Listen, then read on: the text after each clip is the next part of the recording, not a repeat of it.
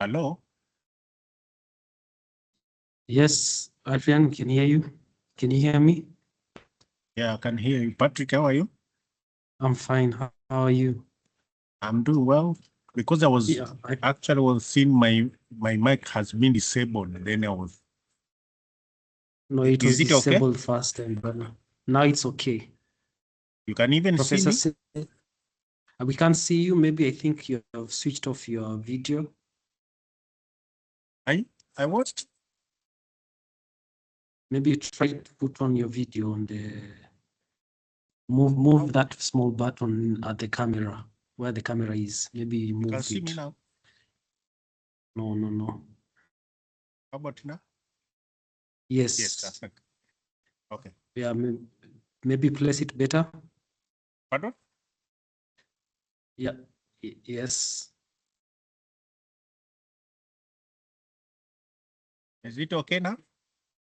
It's okay, but you can move you may move the screen a little bit. What to you? I move from the screen or to the screen? Maybe move the laptop screen towards you. Yeah, there. Yeah, there. That's better. Thank you. Professor Senia, can you hear me? Maybe you can just switch on your mic.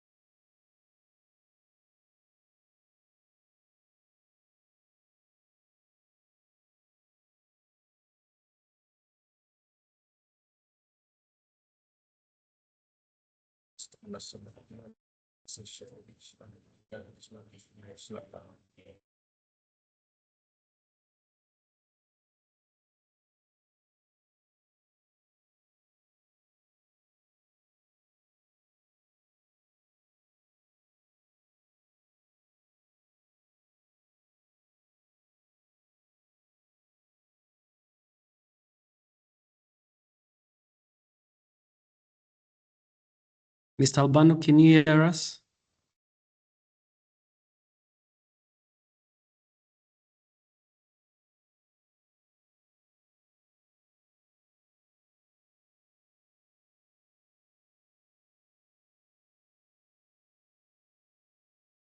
Try to switch on your microphone.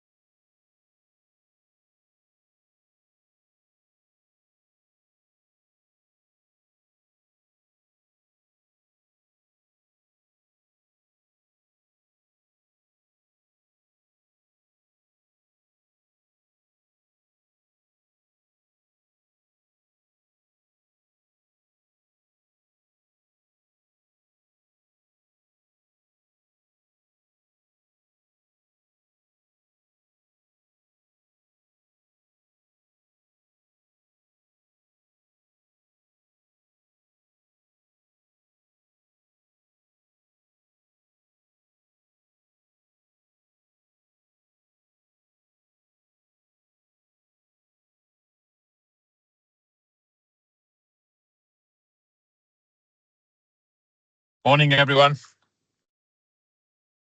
Good morning, Chair. How are you? Fine, fine, fine. Hi, Adrian. How are you?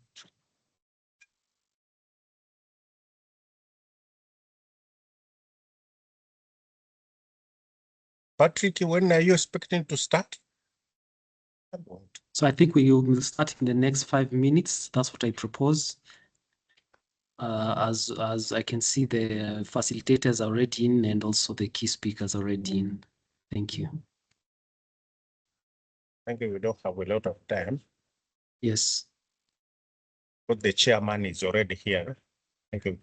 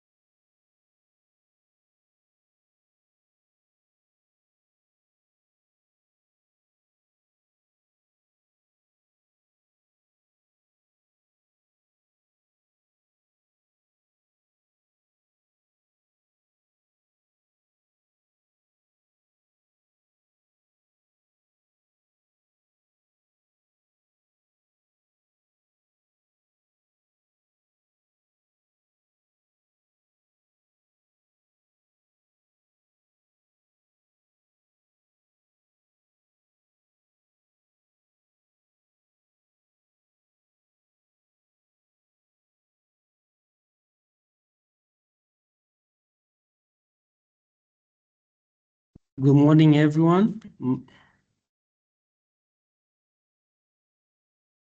Good morning, everyone. I would like to welcome you to the webinar on AfCFTA market intelligence, focusing on textile, edible oil, and leather sectors. And we'll start shortly. And the aim of our webinar today is to actually sensitize the private sector and value chain actors in the edible oil, textile, and leather sector on how to use market intelligence tool. My name is Patrick Moshi. I work with the East African Business Council.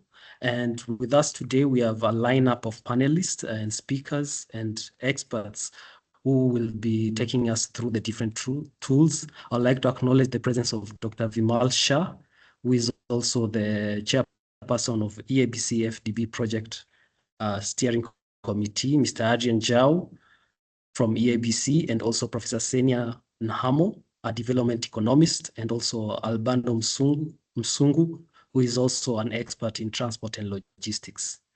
Before we start also, I'd like to us to set our ground rules of our webinar today. The first is actually your mic will be kept muted, and also your video when you're not speaking. We aim to contribute to our shared goals of actually supporting the edible oil, textile, and leather value chains, and engaging in this constructive discussion. Also, we'll also stay on point and on time, and also focus on the topic of discussion. And all questions, you can post them on the chat room, and the meeting will be recorded for reporting purposes.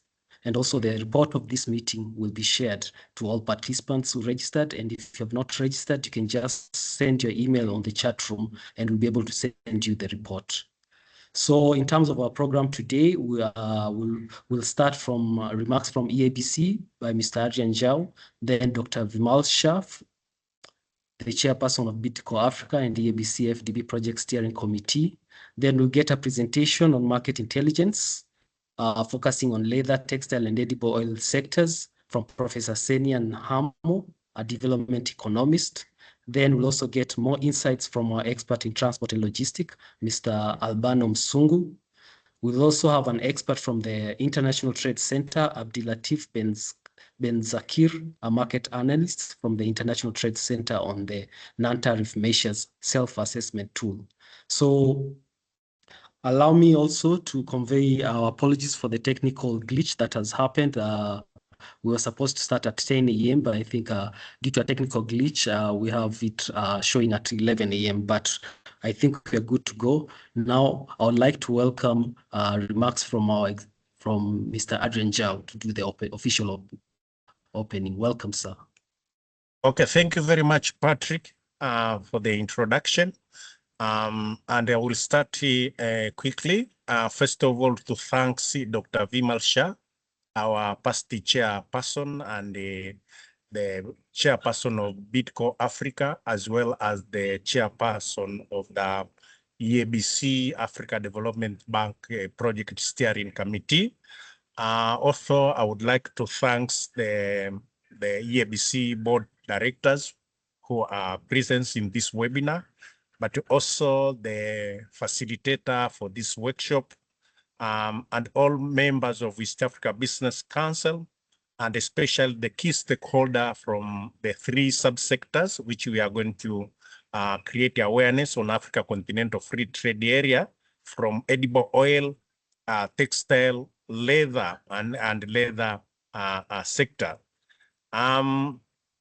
This session is organized by EABC with the support of Africa Development Bank under the project team Accelerating Sustainable and Inclusive Industrialization in East Africa Community. We are grateful to Africa Development Bank for continued partnership and commitment to strengthen regional value chains and enhancing private sector competitiveness in our region. A special appreciation goes to International Trade Center for partnering with us in raising awareness of the non-tariff measures self-assessment tool. Distinguished participant, the leather, textile, and edible oil subsector have been strategically prioritized due to their strong potential for value addition and job creation in our region. These sectors are also stand to benefit significantly from opportunities presented by EAC integration process, especially common market and the African Continental Free Trade Area. However, unlocking these opportunities requires more than market access. It requires data, intelligence, and the ability to make informed business decisions. Today, webinar is therefore designed to equip manufacturers and value chain actors in the edible oil, textile, and leather sector, with practical market intelligence tools to help you identify high potential markets, understand demand trade, comply with the trade and regulatory requirements, address non-tariff barriers, and ultimately enhance competitiveness in the regional and the continental market. Over the next 3 hours, you will be introduced to powerful platforms such as ITC, Export Potential Map, Trade Map, Market Access Map, and Africa Continental Free Trade Area tariff tools. And you will hear from expertise and practitioners who will share insight and real life experience. We encourage you to engage actively, ask questions, and share your perspective so that this session is as interactive and practical as possible. Our initial analysis showed that in 2024, EAC partner state exported over USD 2.8 million worth in raw hide and skin. The EAC has potential to tap into and realize export of raw hides and skin to other African countries such as South Africa at a value of USD 3 million. The EAC has also potential to increase the export of vegetable oil and fat with unrealized export opportunities estimated at USD 4.7 million to Zambia, USD 9 million to South Africa, and USD 6.2 million to Zimbabwe, and USD 1 million to Malawi.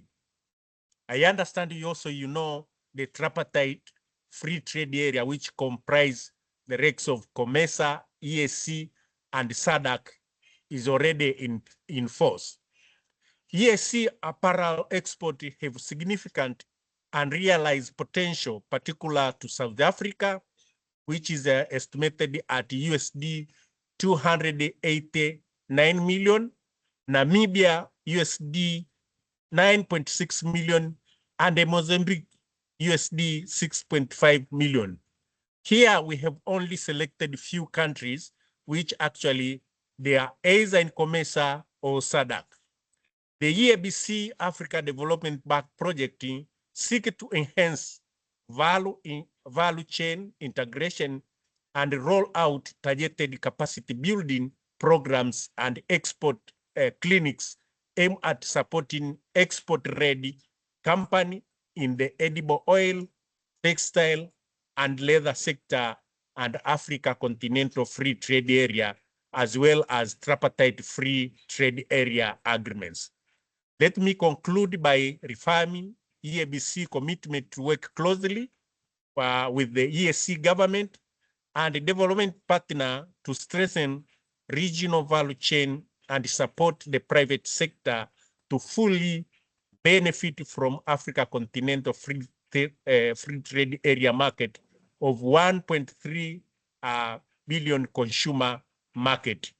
I wish you productive and insightful session, and I thank you once again for joining us. Thank you very much, and karibu sana. Thank you very much, Mr. Adrian Jau, for underscoring the importance of our webinar today and urging participants about the importance of data in order to make business decisions, and also highlighting the key opportunities that are there under the tripartite and AfCFTA market. Now it's my pleasure to welcome Dr. Vimal Shah, the chairperson of BITCO Africa and also the chairperson of the EABC AfDB Project Steering Committee. Welcome, sir. Thank you, Patrick, and thank you everyone for being on this call. Thank you, Adrian, for your remarks too. Mine will be quite short in terms of just introduction. But I think if we look at this whole scope and what's happening in the market, East Africa is opportunity, has been opportunity, and will still remain opportunity in a big way. However, I think the issue around industrialization, around accelerating sustainable and inclusive industrialization in the East African community through integrated value chain developments in 3 strategic sectors. This is the textiles and leather, the edible oils, animal feeds, whole system. I think that's all linked to the farmer development, also value-added processing, and really adding much more value. It's just not downstream processing, it's just not upstream processing, it's also midstream processing. And I think this whole concept of linkages across East Africa has come up quite strong. And I think I want to thank the African Development Bank for really looking at this in a serious way and putting money where their mouth is to say, let's make this thing happen. So it actually matches with the African Development Bank's emphasis on structural transformation and value addition rather than just commercial trading or importation. And I think the issue around this is regional integration. It's without intelligence, without information, without knowing what is where, what's available, how much is available, the commercial reality of trading and business and the scalability of East Africa doesn't happen. So this project is very welcome. It's a new concept. I think this is the beginning that we're starting off to say, let's use intelligence, let's use market intelligence. The catchword these days is AI, artificial intelligence, but this is now looking at how can processors use this intelligence? How can we get this available to people so that it's absolutely accurate? Plus people integrate, they're inclusive, they're participating in it. So it is actually a structural transformation. It may be new things to everyone, but I think overall it's a whole new whiff of where we can go rather than where we intend to go always, because I think the whole thing is now getting out of NATO. NATO means no action, talk only, and really getting to the brass tacks of where is the commerce, what is happening, and what can we do with it. So private sector coming in, joining in, development, financial institutions coming together to say, let's have farmer producer organizations, let's strengthen the aggregation, let's strengthen the value-added processing. And then, of course, how can we really add value to getting the trade happening? Because ultimately it's the consumer. Where is the consumer? The consumers are there, but we're not reaching them. And I think this was where the lacuna in the market has been overall. And therefore, now it's about, let's gather the information. Let's make our people far more knowledgeable on what's happening. And I don't want to cut the story from everybody else going forward, but I think value addition, farm gates, pricing, transparency on pricing, again, knowing what is the best thing to do in East Africa and really extract that potential, because we've got independence for the last 60, 70 years, and the whole objective would be we can remain potential for a long time. And I think the issue is, let's make it into a strategic opportunity, look at where is the opportunity, identify it, and then extract for value addition across East Africa. So I guess this focus on 3 different sectors. People may think that this is another talk shop and it's going to be just talk. But I think you're going to hear it from the experts that there is a lot of material that we could look at, we could implement, and it'll be inclusive. So everybody will be invited to say, fine, come in, participate in this, and look at it, the whole livestock value chain, the whole leather, the whole textiles. We all need food, clothing, and shelter. And I think this is an important assessment in that area. And let's look at that. So I guess I don't want to take the thunder from everybody else, but welcome, and let's listen in to all the rest. Thank you very much. Thank you very much, Chairperson Vimal Shah. We really appreciate those insightful remarks.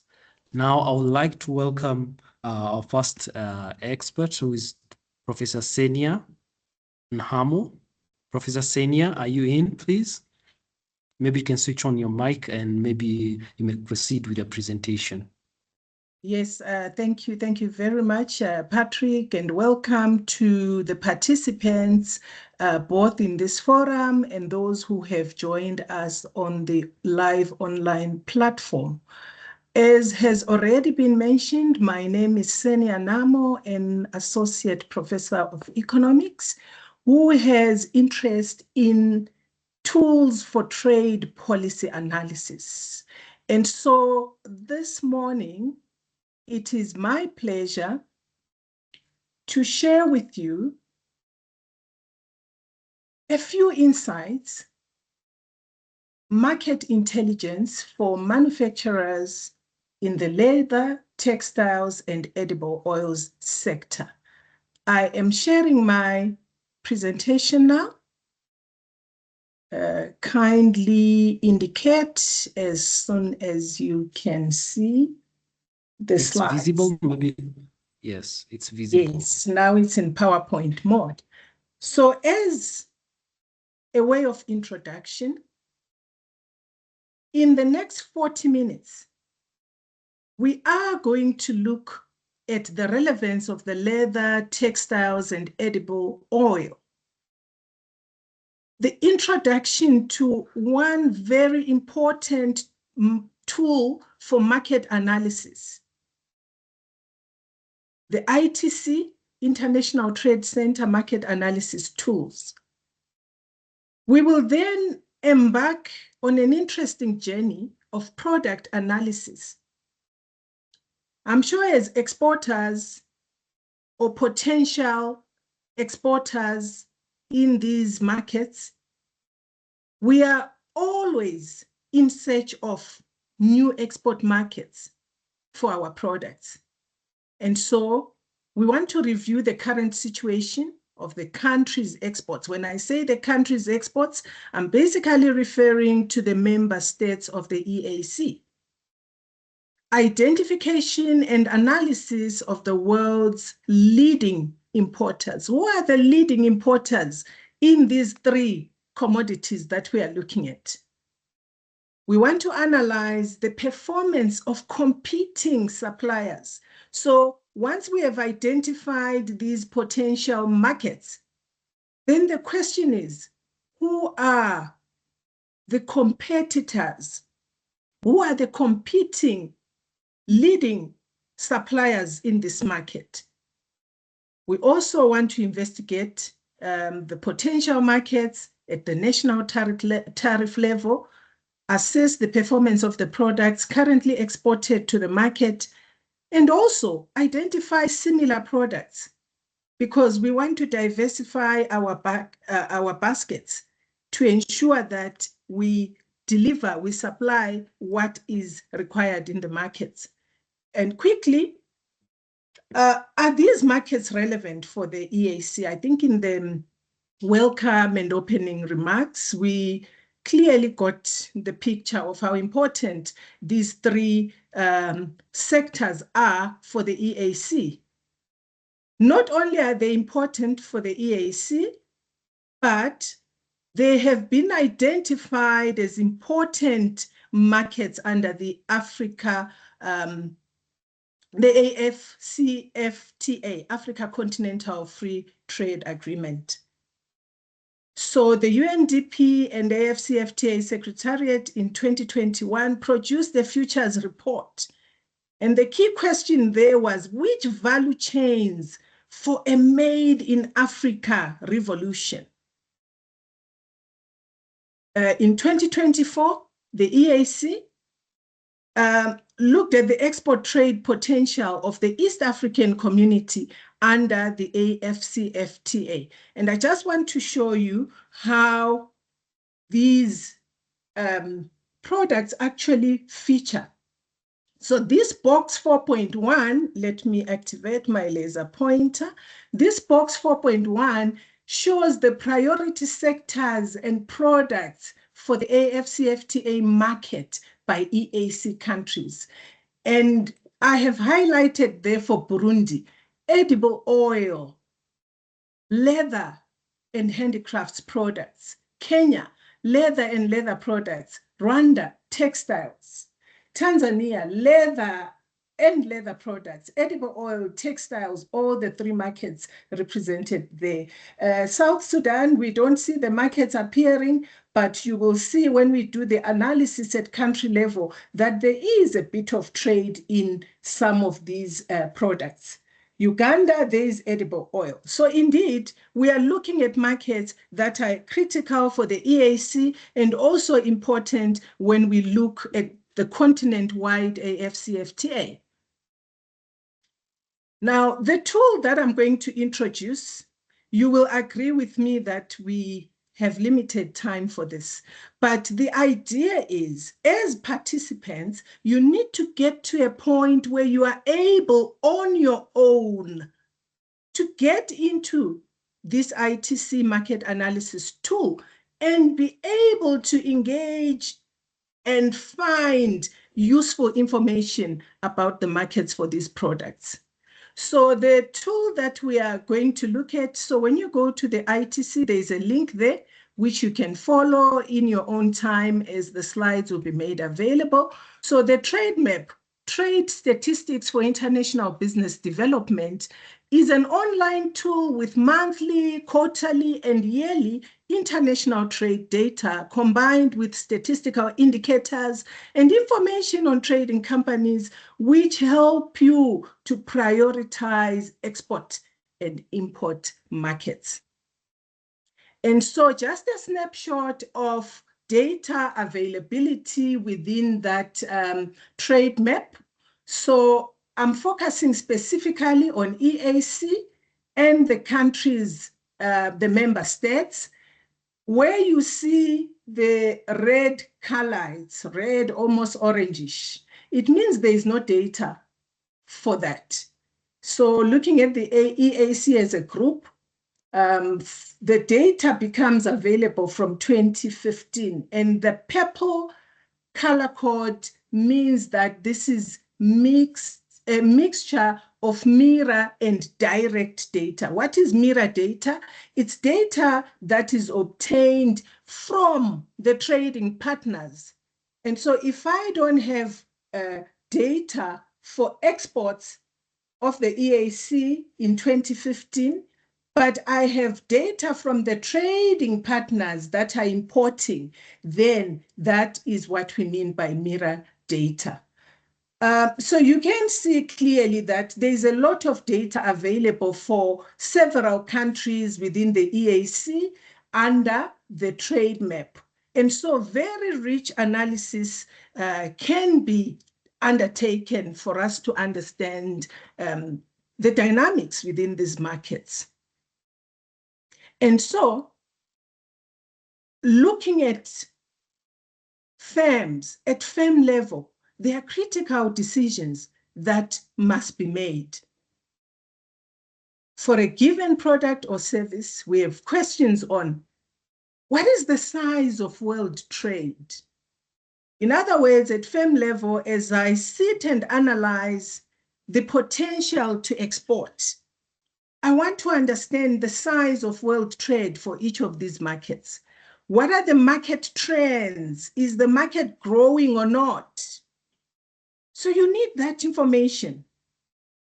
If so, if the market is growing, by how much? In addition, who are the current trading partners for the products of interest? Are there any opportunities for the identification of new or alternative markets? This is very important. We are living in an environment of tense geopolitical environments, global geopolitical tensions. And so it becomes critical that we are aware of what is happening in each of these markets so that We are constantly identifying opportunities for growth in new markets. Again, it's interesting also to understand the tariff. It's a very dynamic landscape. We all know what is happening globally in terms of tariff wars, tariffs increasing persistently. And so we need a tool that helps us to understand the existing tariffs as we determine which markets to enter. Who are the competitors in the supply of that product? We need to know who are the competitors. Why do we need to know who the competitors are? By knowing them, we can now have detailed research in understanding the key drivers of their performance. What is their success story? What can we learn from our competitors? How do we strategize as we try to penetrate these markets? Also, it's important at product level to understand if there's seasonality for imports or for a specific product in a given market. And so let's come back to the key markets: leather, textiles, and edible oils. I have decided to focus on the high-level product classification. So I'll look at product 41, raw hides and skins, other than fur, skins, and leather. Then under textiles, the broader category, HS nomenclature 61, articles of apparel and clothing, accessories, knitted or crocheted. And then for edible oils, the broad classification 15, animal, vegetable, or microbial fats and oils and their cleavage products, prepared edible fats, animal or vegetable waxes. So these are very broad classifications. However, this tool that I'm introducing to you enables you to go even to the 6-digit level of classification, where the analysis becomes very specific of the different categories within this broad classification. But I think this will get us started, given the 40-minute presentation, just to look broadly at these three classes and see what is happening. Now, in terms of edible oils, again, from TradeMap, I was able to find the list of importers, this is globally, for the selected product in year 2024.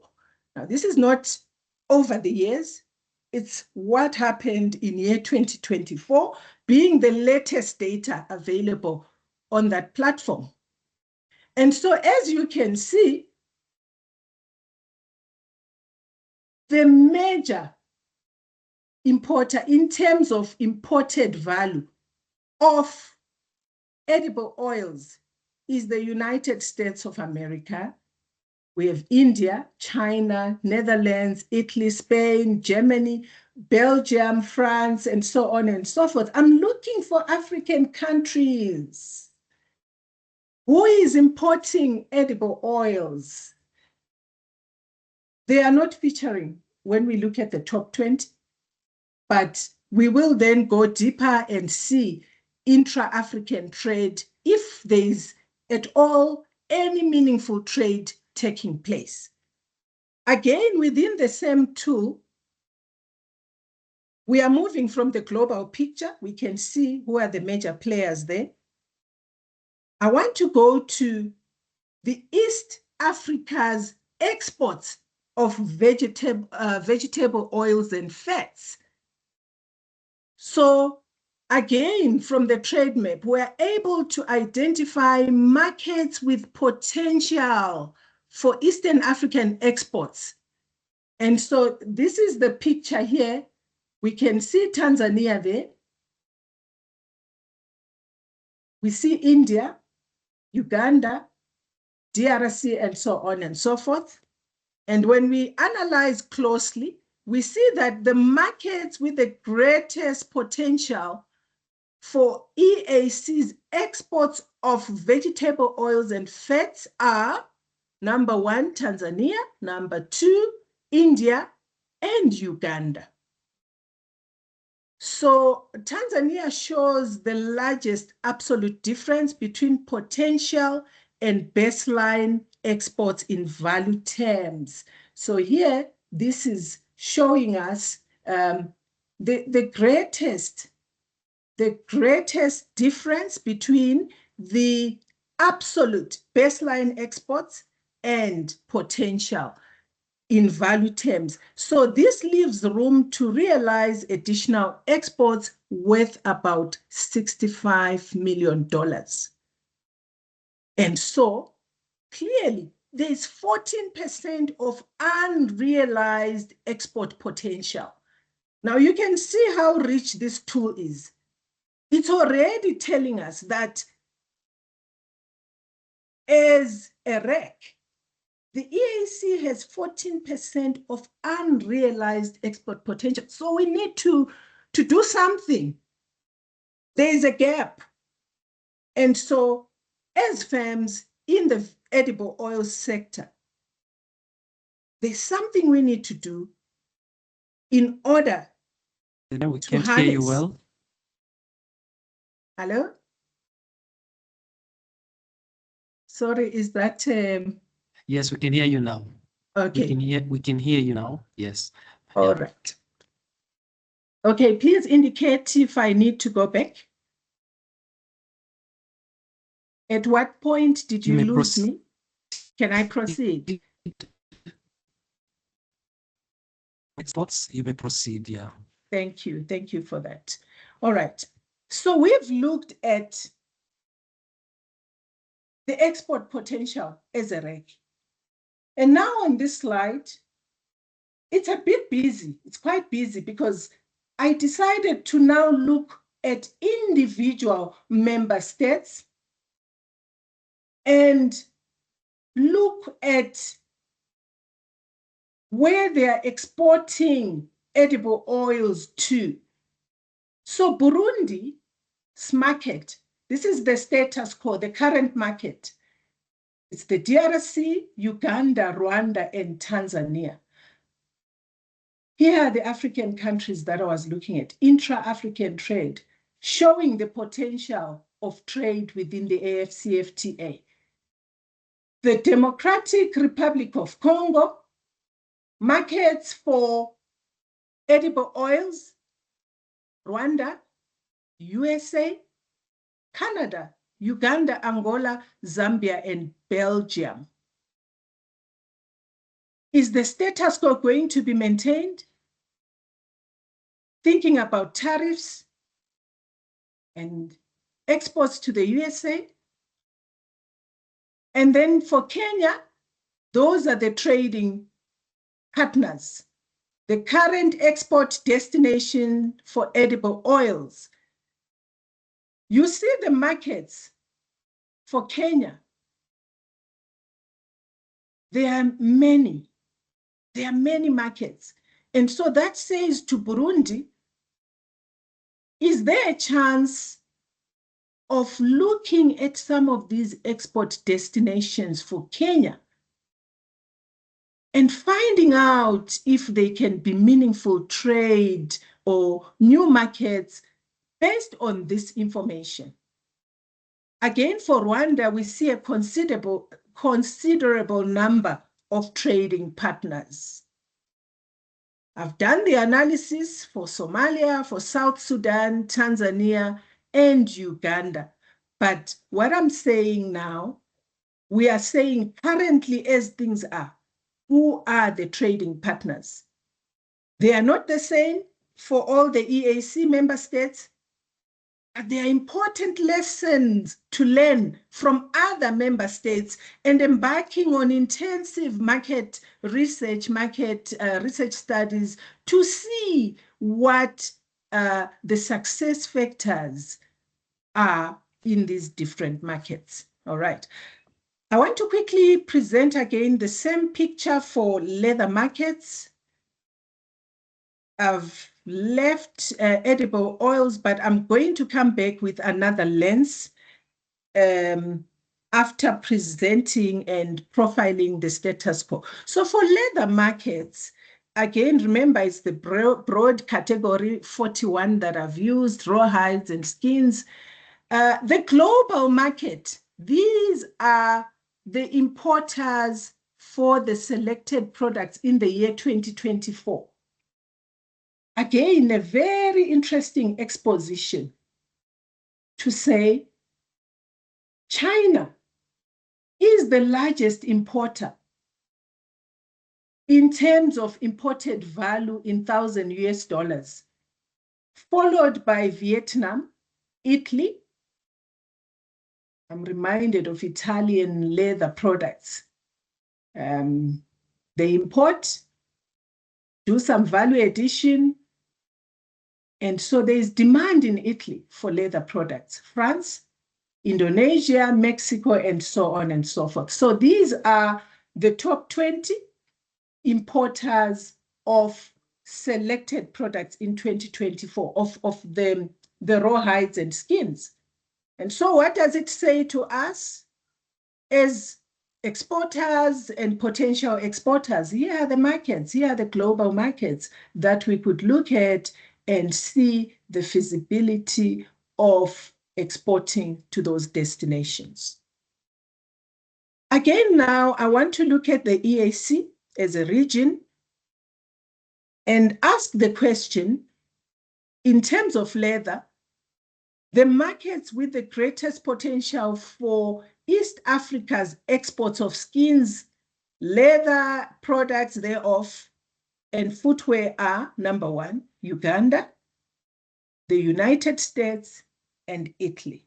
So when we look at this global picture, Uganda does not appear in the top 20, but this policy analysis tool enables us to now zero in the EAC and find out the potential for the EAC as a region. Okay, Uganda shows the largest absolute difference between potential and baseline exports in value terms, leaving room to realize additional exports worth $17 million. So there is a potential. The market is there.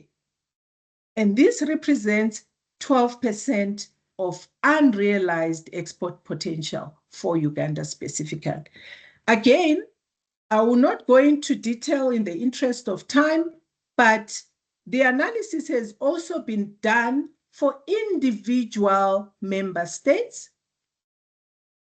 Who are the importing countries currently? So Burundi exports leather to Italy, Tanzania, Uganda, intra-reg trade there, and South Sudan.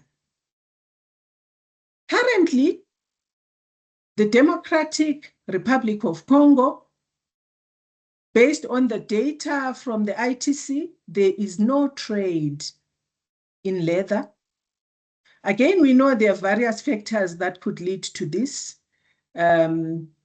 For a country to reach a status where they are able to export, there are many other factors which we may not interrogate now, but it also has to do with whether they are endowed with that particular resource, whether they have production capacity even, to process. Leather is a capital-intensive industry, and the processes themselves. So one needs to enter that market and understand, is there a potential for trade? Why are they not trading? What are the challenges?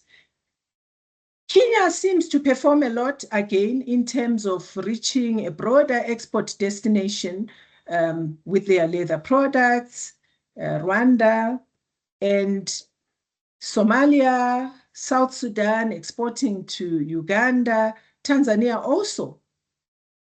A number of trade partners for their leather. Like I said, to you, sitting where you are in this webinar, the key take home from this slide for leather is, if Tanzania is exporting to Uganda, to Belgium, to Benin, to Mexico. How huge are these markets? What is their appetite? Can I, as an exporter from Somalia, possibly explore some of these markets and see if there's a potential to enter those markets? All right, then let's go to the textile markets. The textile broader classification, I've used 61. Like I said, when you go to ITC Trade Map, you will be able to look at products at an even higher disaggregated level. And so from that global picture, we see again the United States coming up as a major importer, Germany, France, Japan, and the United Kingdom. Look at the difference in terms of imported value between the USA and the second country, which is Germany. USA almost doubles the imports of apparel and clothing that are done by Germany. And so clearly, again, when we look at the top 20, none of our African countries feature. And so we look at the trade of apparel within the REC, within the EAC. Again, that picture shows United States coming up and South Africa, France. Germany is still there, but South Africa features now. So the markets with the greatest potential for Eastern African apparel exports are the United States, South Africa, France. And South Africa shows the largest absolute difference between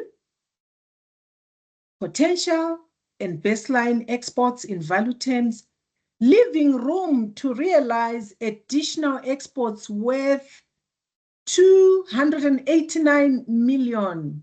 Look at that. Additional, there is room to realize that much of exports. And this represents 21% of unrealized export potential. Now, this webinar is very important because it's clearly showing that there's a lot of work to do for us as African countries to be able to benefit and take advantage of this unrealized export potential. When we go to individual member states, again, we see the picture of exports of textiles. Let me just use textiles to cover this broad category. Burundi, the Democratic Republic of Congo, exporting to Switzerland, Spain, and Togo. Kenya, again, seems to have been successful in exporting to many countries. I think this is consistent across the three products that we are looking at today. Rwanda as well. Now, what are the key drivers? What is it that they have done in order for them to reach these different markets? And so there's a lot of analysis, a lot of research that can go in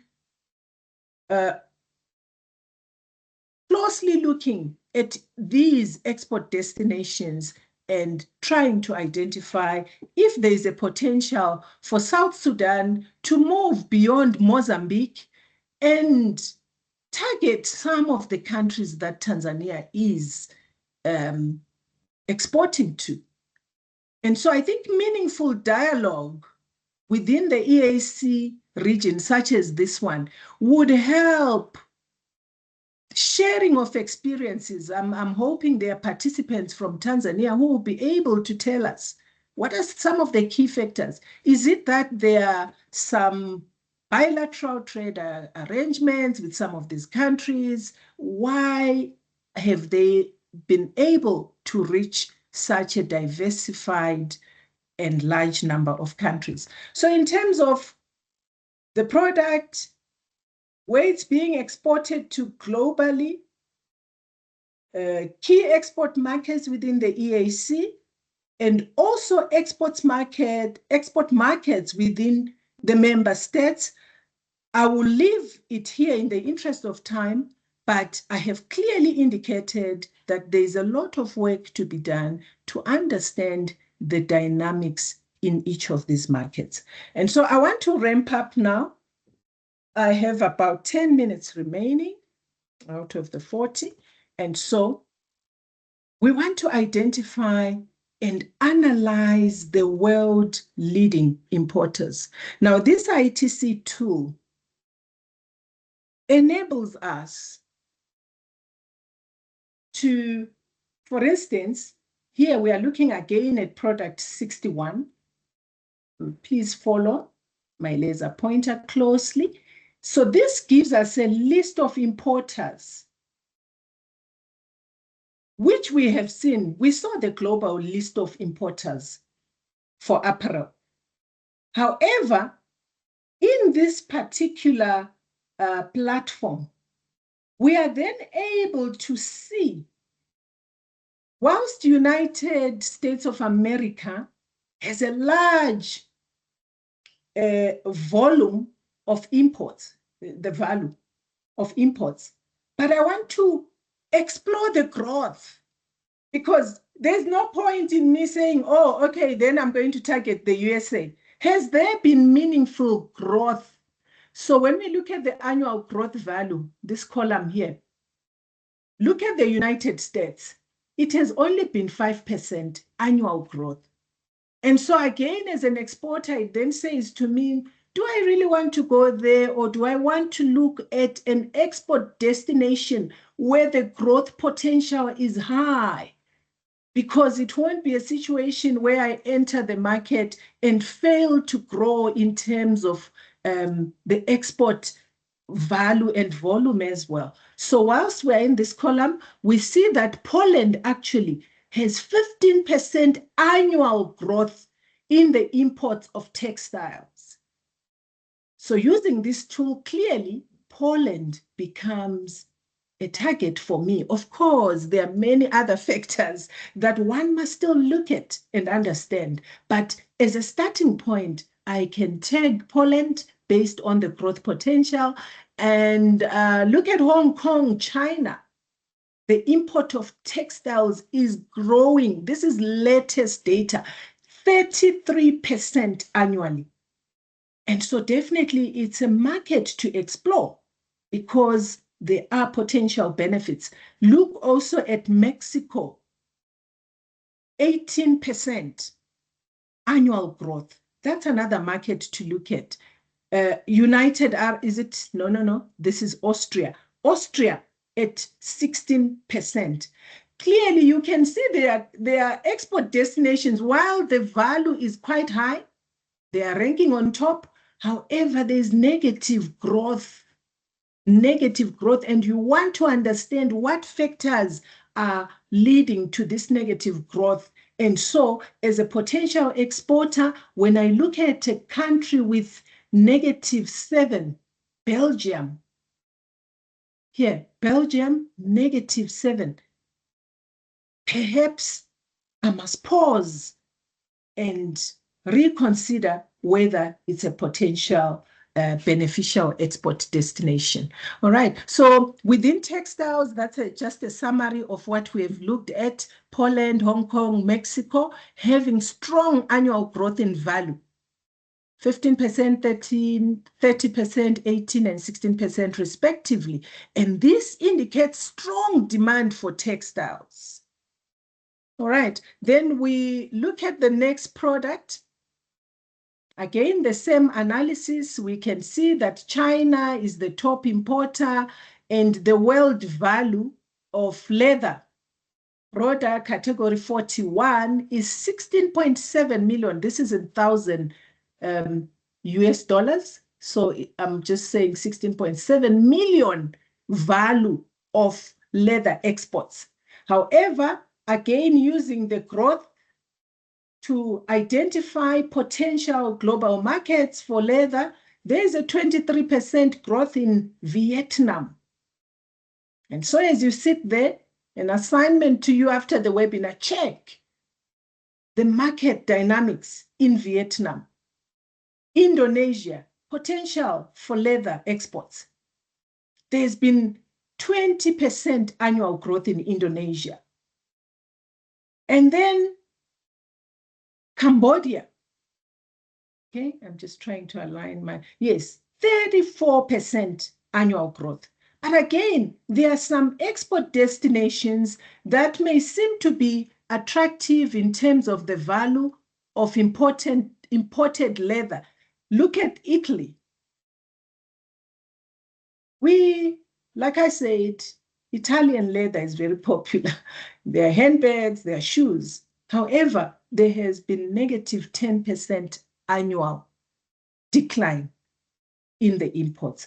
So again, this tool becomes useful in trying to identify the potential market. The summary is presented there, and we see which countries have strong annual growth in the value.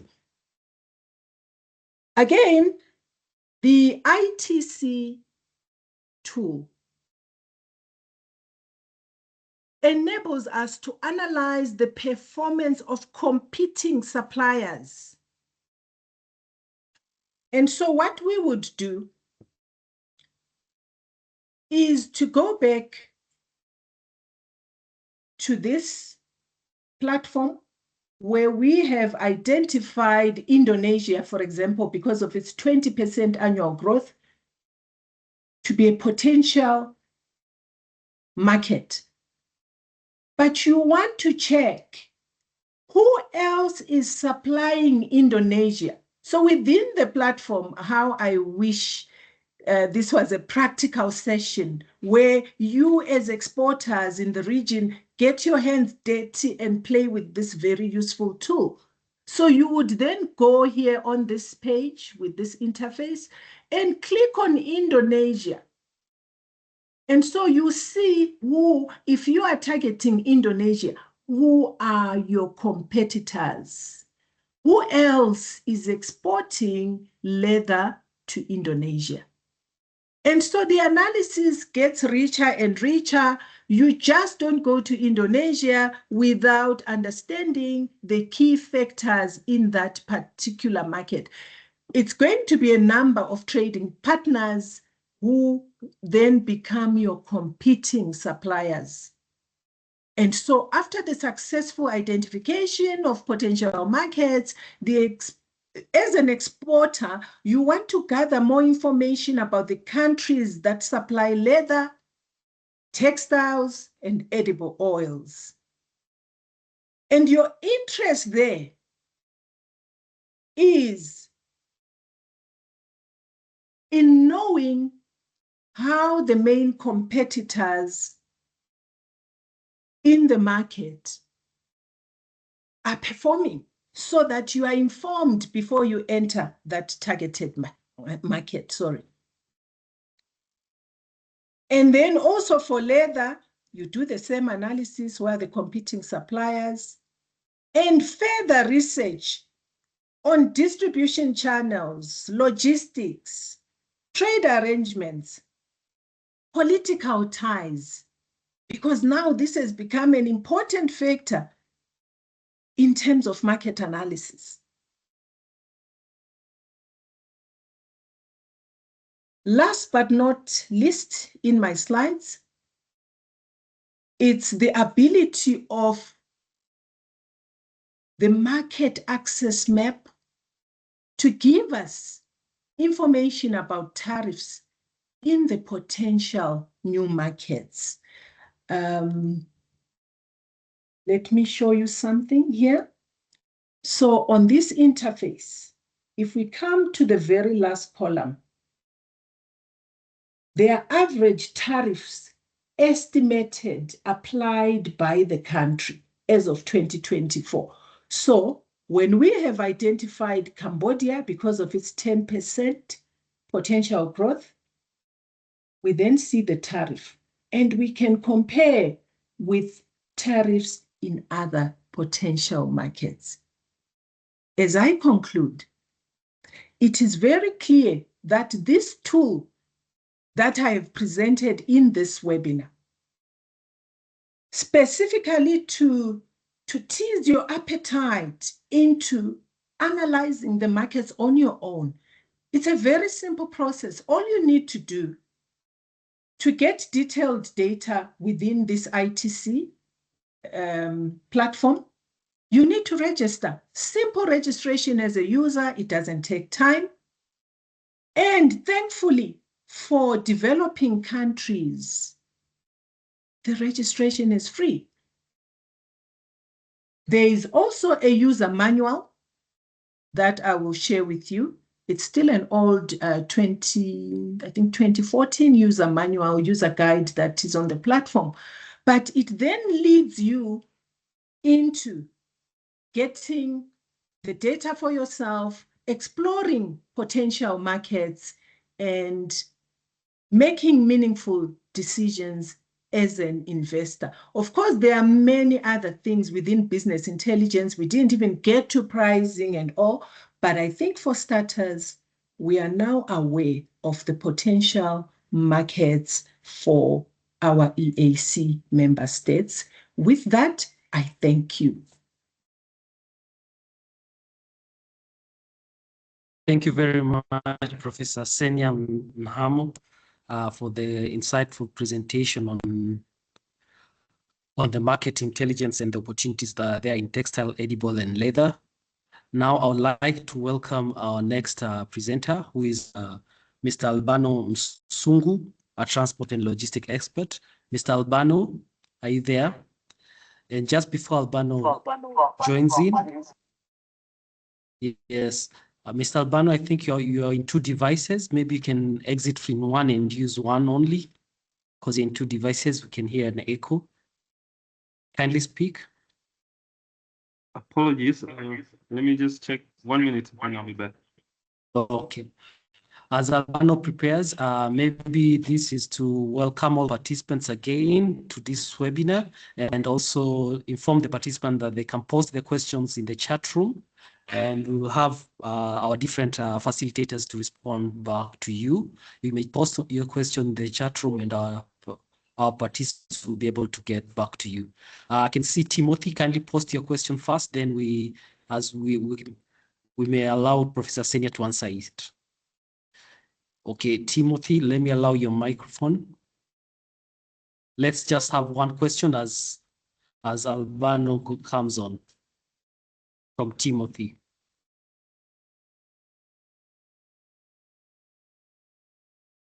Yes, Timothy. Hello. Hi, Patrick. Yes, welcome. Okay, thank you. I'm fine. So thank you for the great presentation. So my question was on the aspect of using the trade map tool to be able to identify the different key markets. I've used that trade map application before, and I wanted to find out whether it can be made easier to access.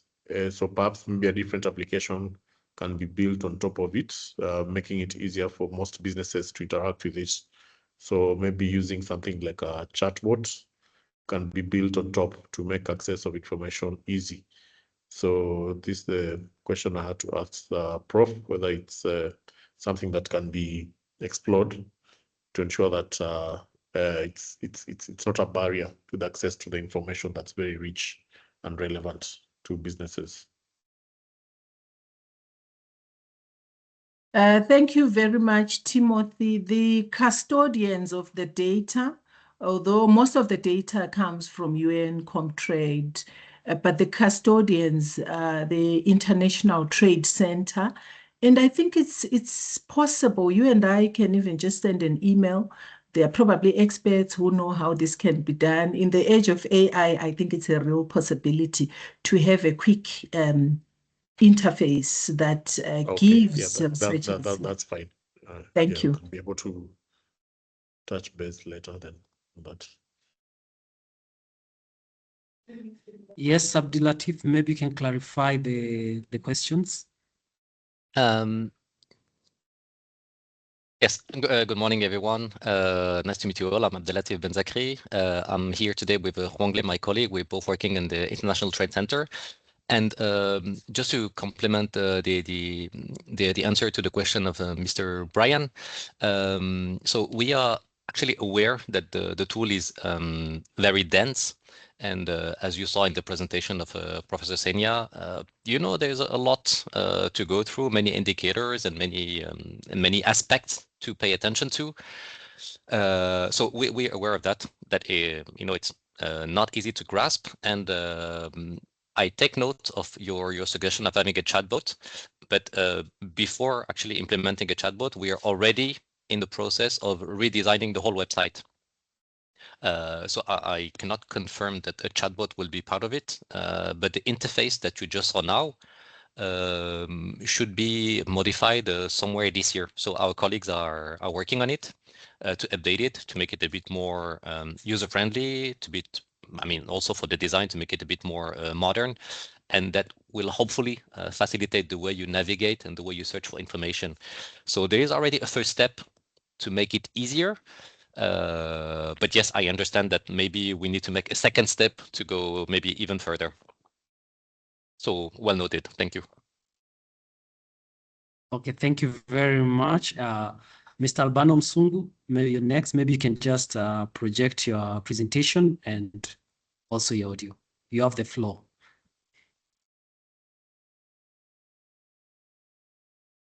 Thank you, Mr. Patrick. Hello, everyone. As by introduction, my name is Ungu, and today I'll be taking you over through the whole process that are involved when importing or exporting leather products from your country to any country within Africa. First thing first, are you able to see my screen? Sorry, seeing your projected a different, not the presentation. Maybe you try again. How about now? Can you see it now? Yes, we can see. Maybe yes, we can see it. Okay, sorry for that. Yeah.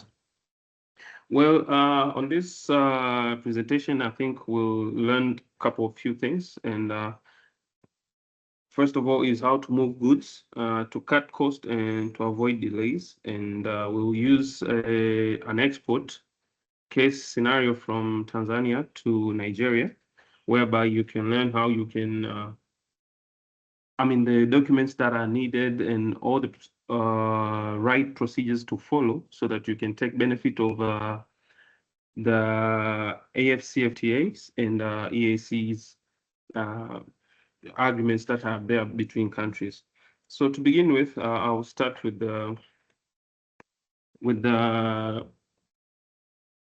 what is needed to be done if you are an exporter. The first thing first is that you produce and you pack your goods, whereby anyway, you just don't produce and pack the goods, but you find the market first, as Professor Senya said, with the aid of the tools that she has showed. Although there are various tools, but I think this one suits best interest of the African countries, I would say. And I would recommend that being used going forward. But once you search your market, once you get to know your buyer, that's when you start producing the goods, and then you pack the goods as per standards, and then you prepare the commercial invoice and the packing list and all those things. But on the third stage, this is where the CFAs, like people such of my stature, come in, which are the clearing and forwarding agencies. We help you to collect all the documents or to put all the documents together, and on behalf of you, we are the ones who are going to meet all the government bodies and government institutions to assist us to fast track the process and to make sure that the goods are reaching to your customer at the right specified time. So the standard bodies, they verify the quality of the product. The standard bodies can be, for example, for the case of Tanzania, we have Tanzania Bureau of Standards, and I believe in other countries they have their own bodies. And apart from that, there are port and border agencies that inspect and load the cargo. and then they move the shipments to the desired destination country. And your customer, who is an importer in their country now, they places an order to a foreign supplier. The supplier that happens to be you. And once that supplier ships the goods, the invoices, and all the transport documents are sent over, because from the two-way communications that you and your customer has been in contact, that means you've already shared the documents, and then those documents are being lodged into the import declaration system. Remember, when you were exporting, you lodged into export, but to them, they are the ones who are importing. And customs, they assess the duty and taxes, and standard bodies, again, they verify the compliances. Same case applies. I believe in the other countries apart from Tanzania, they have their own Bureau of Standards as well. And the border and agencies, they release the cargo and deliver to the buyer warehouse. It cannot be done without the aid of the clearing and forwarding agencies available in their countries. So apart from that, there are key institutions that are involved, as I've mentioned, on both ends, whereby there are customs authorities that they control the declarations, duties, and cargo release. There are standard bodies that they verify the quality, safety, and proper packaging and labeling of the particular products. And port agencies, while not only handle the inspection and handling of the cargo, but also all the movements of the cargo from one end to another. So after that, I would like you to take a look at these. These are the key mandatory documents that are needed for a successful export or import. These ones are the standard ones, whereby there are key 5 documents that are needed. One is the commercial invoice, which is issued by an exporter, a packing list, which is issued by an exporter. Sometimes, based on how advanced the technology is, most businessmen, I would say, or business owners, they compile the commercial invoice and the packing list in one document. So it is also allowed. Sometimes it could be 4, but the key elements never change. So there's a commercial invoice and there's a packing list, as well as the bill of lading or airway bill if it is shipped by air. And these are issued by a shipping line or an airline. And also the certificate of origin, which is issued by a Chamber of Commerce, and customs declaration forms, which is issued by agencies corporation, shipping agencies corporation based on the country. So to use a case scenario by Professor Senia for leather export, for example, I've added 2 documents I've highlighted here on number 6 and 7.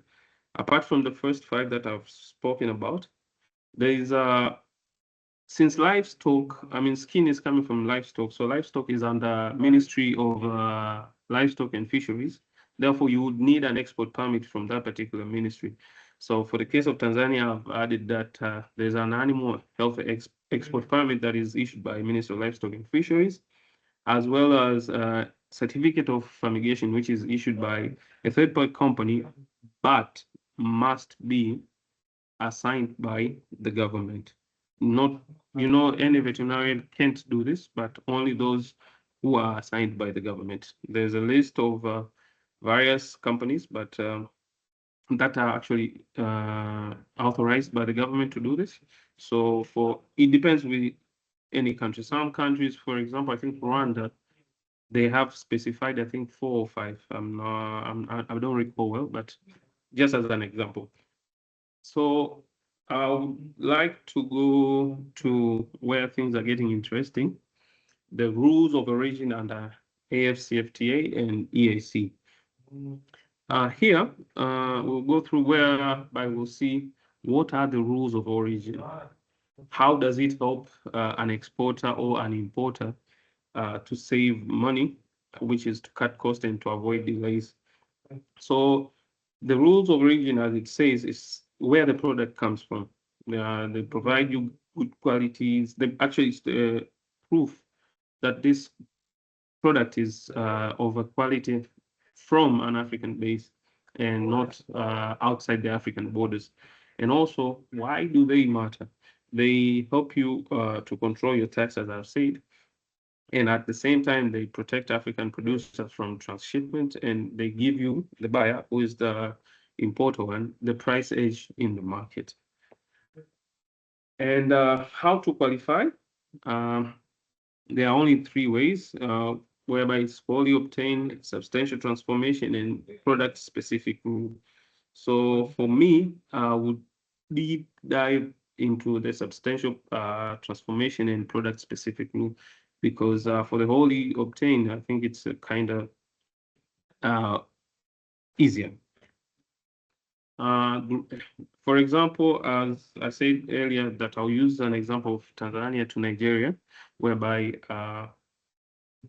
there are key elements, which is the product of the skin produced in Tanzanian slaughterhouse and the HS code. For example, for the HS code, that is 4101, it is specifically for hides and any product product produced from the skin of livestock that are within the particular country.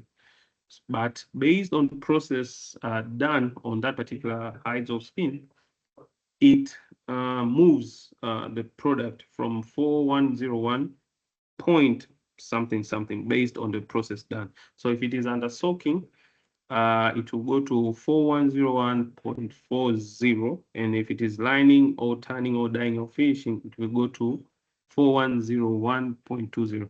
I know those numbers are boring and confusing, but it is not for you, it is for us who are CFAs to know these things, because we act as an extension of your organization. So we need to direct you and guide you on the right particular channel.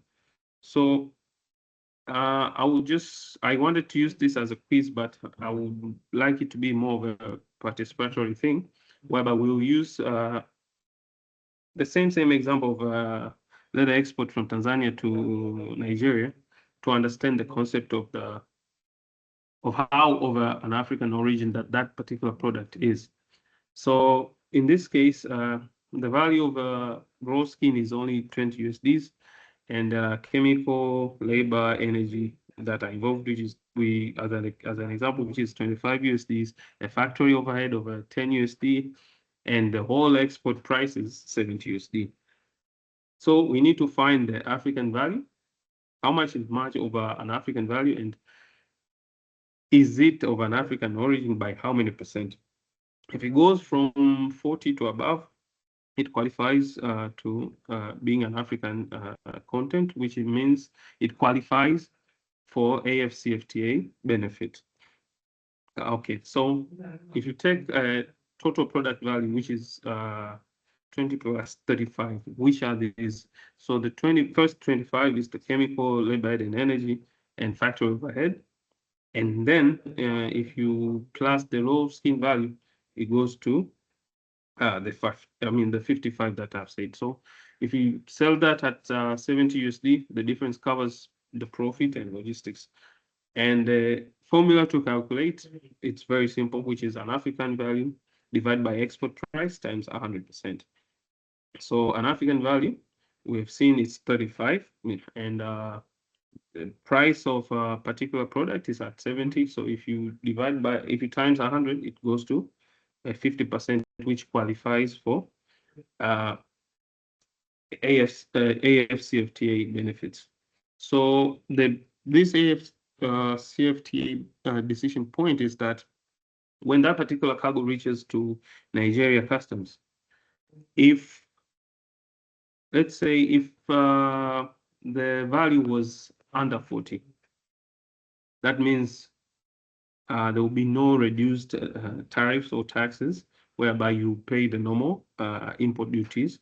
And if it goes beyond 40%, that means there will be a reduced tax or zero duty collectively. And moving on, here is how cargo is handled, cleared, and released at destination, which means, as per an overview that I shared with you earlier, is that we have moved from exporting. Now we are going to the stage of importing. What does your receiver go through?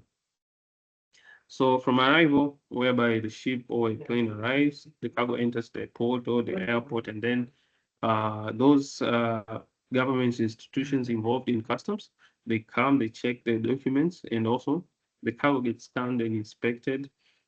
And if other agencies are involved, they are also welcomed.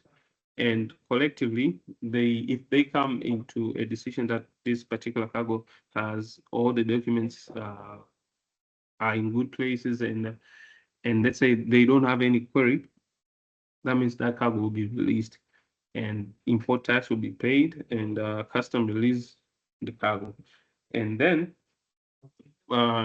your consignee will ship the cargo to his warehouse, and the rest follows out there.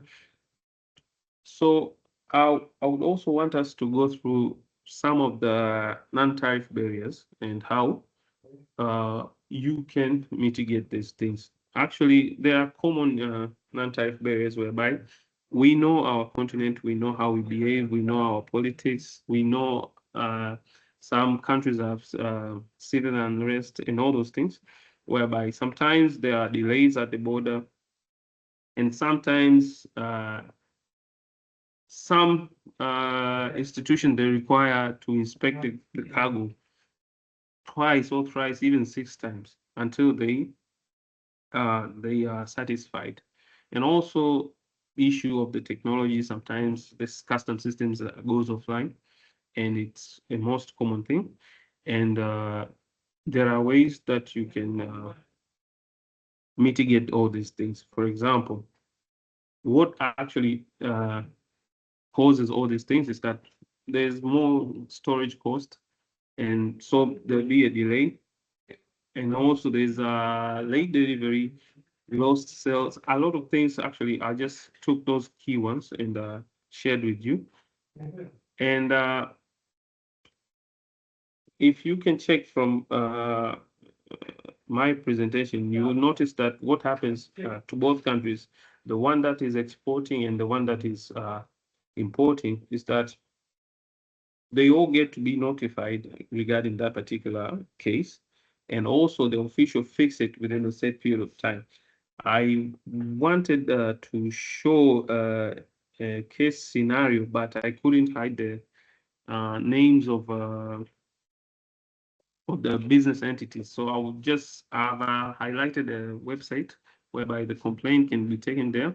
And then if you go through that link, you will notice how people lodge the documents, I mean the complaints, and how they get to be told after how many minutes or how many hours or how many days that particular case can be solved. And also, once the AfCFTA is notified, the end result always will be the cargo will move faster, and the same problems is less likely to happen again. And here is where I want you to focus a lot, because most people make a lot of mistakes, and most agencies also, like people like me, we make a lot of mistakes and cause a lot of financial damages and even relationship issues to clients. Some of the key powerful things that you can learn is that the mistakes is the HS code.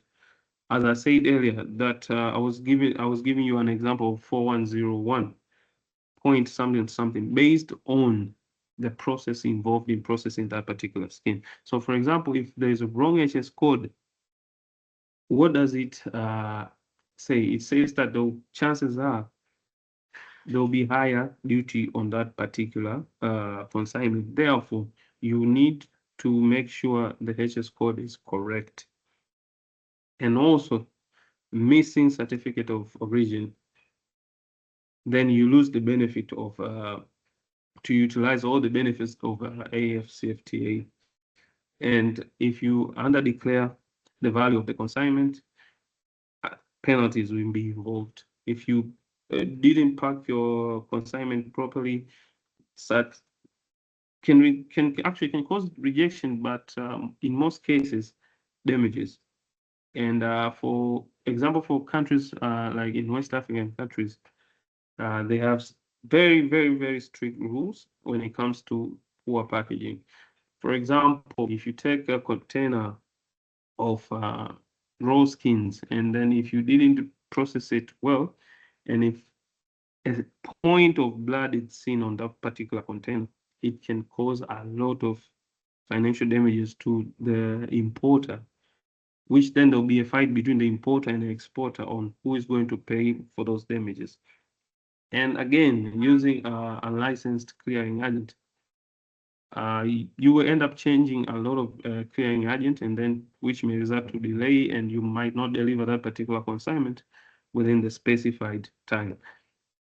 So now we may see some of a few documents that are involved when you're exporting leather products, let's say from Tanzania to Nigeria, successfully. The port used is Dar es Salaam port to Premier Port. I think they also called it, they call it Papau or Papua. I don't recall well, sorry. And as a business entity in Tanzania, you need to be a business which is registered, and therefore you will also have an EFD receipt. From this EFD receipt, you can see somewhere, I want you to focus on tax EX, which is for export. You can see the total taxes are 0. So all exports are rated as 0. So there's no tax that an entity from Tanzania is actually taxed if the product is being exported to an outside country. And you issue an invoice. If you go to those lists where I mentioned, there'll be a commercial invoice and packing list, the BL or AWBs, and the COO. This is an example of an invoice and the packing list, whereby an invoice is that it shows the charges, and the packing list, it shows the number of consignments that are available in that particular container. This is the bill of lading, which means this shipment left with the sea vessel and not an air vessel. And on your right, you'll see there's a certificate of origin, which is issued by Chamber of Commerce, sorry. Chamber of Commerce, whereby they have a stamp here and the name of, the name of an officer who verified that. There's also a TRA involved, and also the industry, which means the ministry of that particular industry, which is livestock and fisheries. Also, they will put their names there. And this is actually the AfCFTA certificate. That means after this particular exporter got this, that means his consignment qualifies for tax reduction or to be exempted in the destination country. And then there's a Ministry of Livestock and Fisheries certificate, which specifies the product. That means they have seen it, they've inspected it, and they have passed it for it to leave the country to go to the desired destination. And at the same time, as I said earlier, there'll be a third-party fumigation company, which is authorized by the government to fumigate the consignment before it leaves the country. And that at the ending point, which is the customs clearance, this document indicates all numbers, all serial numbers of the details that are available on the previous documents that I've shared. And they are all here.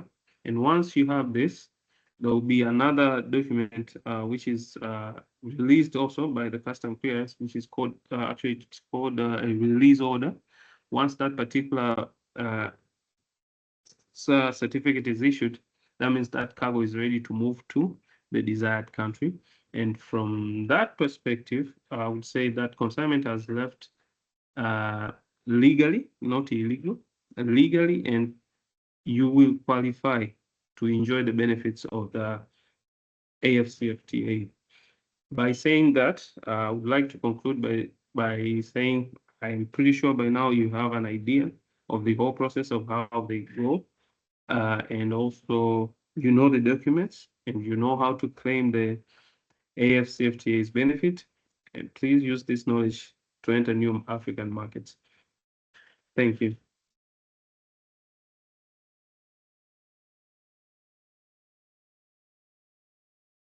Thank you very much, Mr. Albano Msungu. I think we'll be as under for those insightful presentation on end-to-end import and export procedures. So as EABC under the project, we'll also be holding capacity building workshops on the African Continental Free Trade Area, and in particular, we'll be working closely with clearing and forwarding agencies to look at, and we hereby invite export-ready companies in textile, edible oil, and leather sector to participate in our upcoming. We'll keep you informed of our upcoming workshops on the AfCFTA. There'll be like business clinics, which will be supporting companies in East Africa to export under the African Continental Free Trade Area. Now I'd like to welcome all participants to actually post their questions to the presenters in the chat room, and they'll be able to answer you or give more clarification before the end of this session. For now, for our next presenter, I'd like to welcome Mr. Abdelatif Bezankri from the International Trade Center to take us through the non-tariff measures self-assessment tool. Welcome. Thank you. Good morning again. So for this presentation, and there'll be two parts. In the first part, I'll just show you broadly in the PowerPoint the concept that we're using and how the tool can be beneficial. And then in the second part, which will be normally the most interesting for you, there will be my colleague Huang Li, who is also in this meeting, who will make a short demonstration of how to use the tool, what kind of information you can get, and how you can benefit from it using examples of the sectors of interest for today. So I'll just share my screen.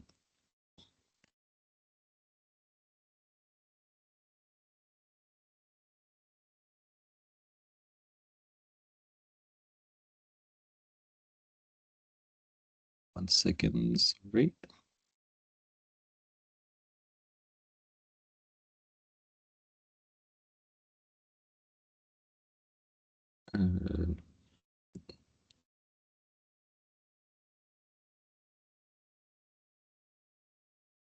Sorry, I'm just sharing the No problem. screen. If you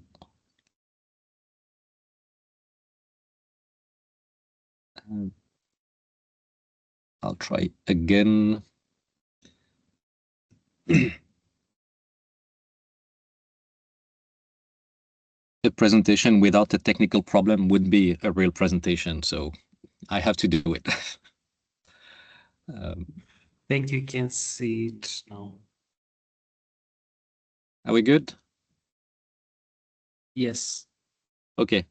So the NTM self-assessment tool comes actually, I would say mostly after what our first presenter, sorry, I forgot the name of the professor, who was talking about how to identify potential and interesting markets.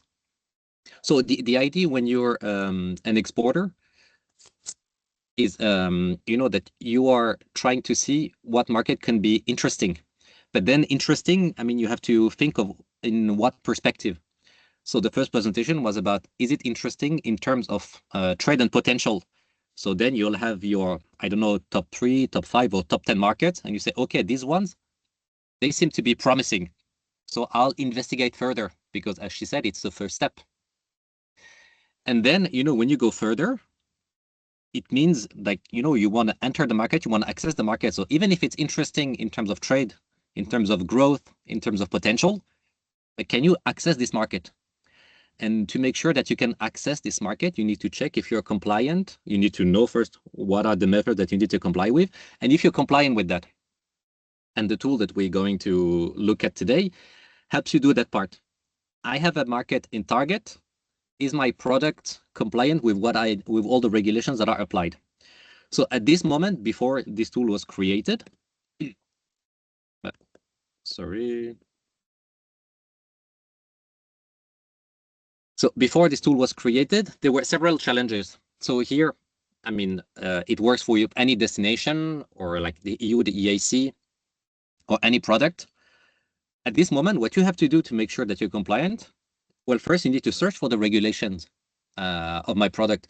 And I see there was a question in the chat about the documents for the AfCFTA. And this question is exactly what we're trying to answer. When you want to export, you'll start your research, your desk research. And the idea of this tool is to make this part easier. So I don't know who asked the question. It was Mr. Ernest Mpimo. So I'm not directly answering your question, but I'm answering your question on trade regulations. But then for all the documents on the procedures that the previous presenter mentioned, that's I mean, you'll have to go to another place to get them. But for the trade regulations, you need to see where do I go to get them, and is there a place where I systematically find the information? At this moment, it was not very clear. So there were a few tools like Market Access Map, maybe the UNCTAD tool. They were collecting all the information, but they collected the information in a way that it is not easy to use. So, you know, they'll give you access to like a 100-page document about, you know, the sanitary regulation. Do you call that transparency? Well, legally, yes, because they publish the information. But practically speaking, you know, it's another story. And when you get this document, like, is it easy to understand? So what does the regulation say about your product? So you have the target that you, your target market or your target country that you identify with the trade, with the potential. But then, you know, when you look at the document, you'll have to go through the whole text to see what is the part that is relevant for you, for your product, and the one that you are searching for. And this part, you know, it's written in, I mean, it's legal text. So they're not meant to be easily understood. They're meant to be legally solid. So then it's your duty. I wanted to say it's your problem, then to go through it and to understand it. So, you know, it's a complex process. And I mean, when you see all these regulations that you need to comply with, so like that, am I compliant? Am I ready to export? And then you will need to create, in a way, a kind of list of what you need to do to reach compliance. So at this moment, it's a tedious and time-consuming process, because here it's just a random regulation. So in this case, it's New Zealand, but I mean, it's the same for basically all products with all the regulations in the world. You have the PDF document, you go through the 100 pages of this text, you identify the part about packaging and labeling that you were searching for. And even once you identify this part about packaging and labeling, you will still have to see, like, is it really about my product? And what is the important part of this text that I need to comply with? So here they are highlighted in yellow. So about the container, it has to be in plastic, clear, clean, and so on, with a label on the species that is used, packed individually, and so on. But these important requirements, they are kind of, you know, lost in the middle of this whole document in all these pages. So, as I said, it's a time-consuming, it's a tedious process, and you have to do it with all the document, basically. If you want to check your compliance, you have to repeat that again and again. And to fix all this, we come up with this solution, which is the NTM self-assessment tool, with the goal to make everything easier. So it's made of 3 modules: search, compare, and self-assess. I will quickly show you how these modules are made. And so there are a few examples and screenshots, but I mean, the examples that are taken, they're not really relevant. I mean, the demonstration of my colleague will be more on an actual product. So for the search module, so it gives you access to simplified versions of the trade regulations with the detailed information that are extracted from the regulation. So the idea is that you will directly see all the measures that you need to comply with. So when I say all the measures, I have to maybe correct myself. It's all the measures that are related to SPS and TPT. So SPS, sorry for the UN jargon or the academic jargon. So SPS, it's sanitary and phytosanitary measures. All regulations that are related to health in a way, human health, animal health, and so on. And TBT, it's more technical measures that are related to the characteristics of the products and how you define it, but very broadly. But there are other measures that you have to comply with. For example, what our previous colleague was mentioning, the rules of origin. If you want to benefit from better tariffs, you'll have to comply with another set of regulations. And these regulations are not included in this tool. There are other tools for that, but not here. So here we only focus on SPS and TBT, so sanitary measures and technical measures, or technical barriers to trade, sorry. So as I said, so for these type of measures, we will extract the relevant information. And when I say relevant, we define that because we know we looked at many type of labeling, many type of hygiene practices. So that's like general categories of measures that you will systematically find in all legislations in the world.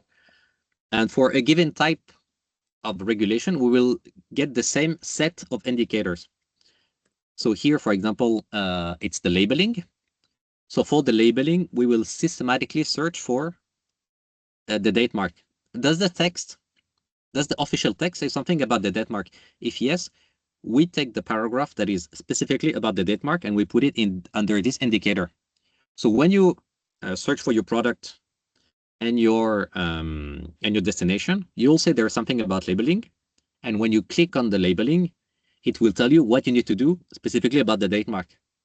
So you don't need to go through the original document anymore. You don't need to scroll everywhere to find what it says about it. You directly have the text.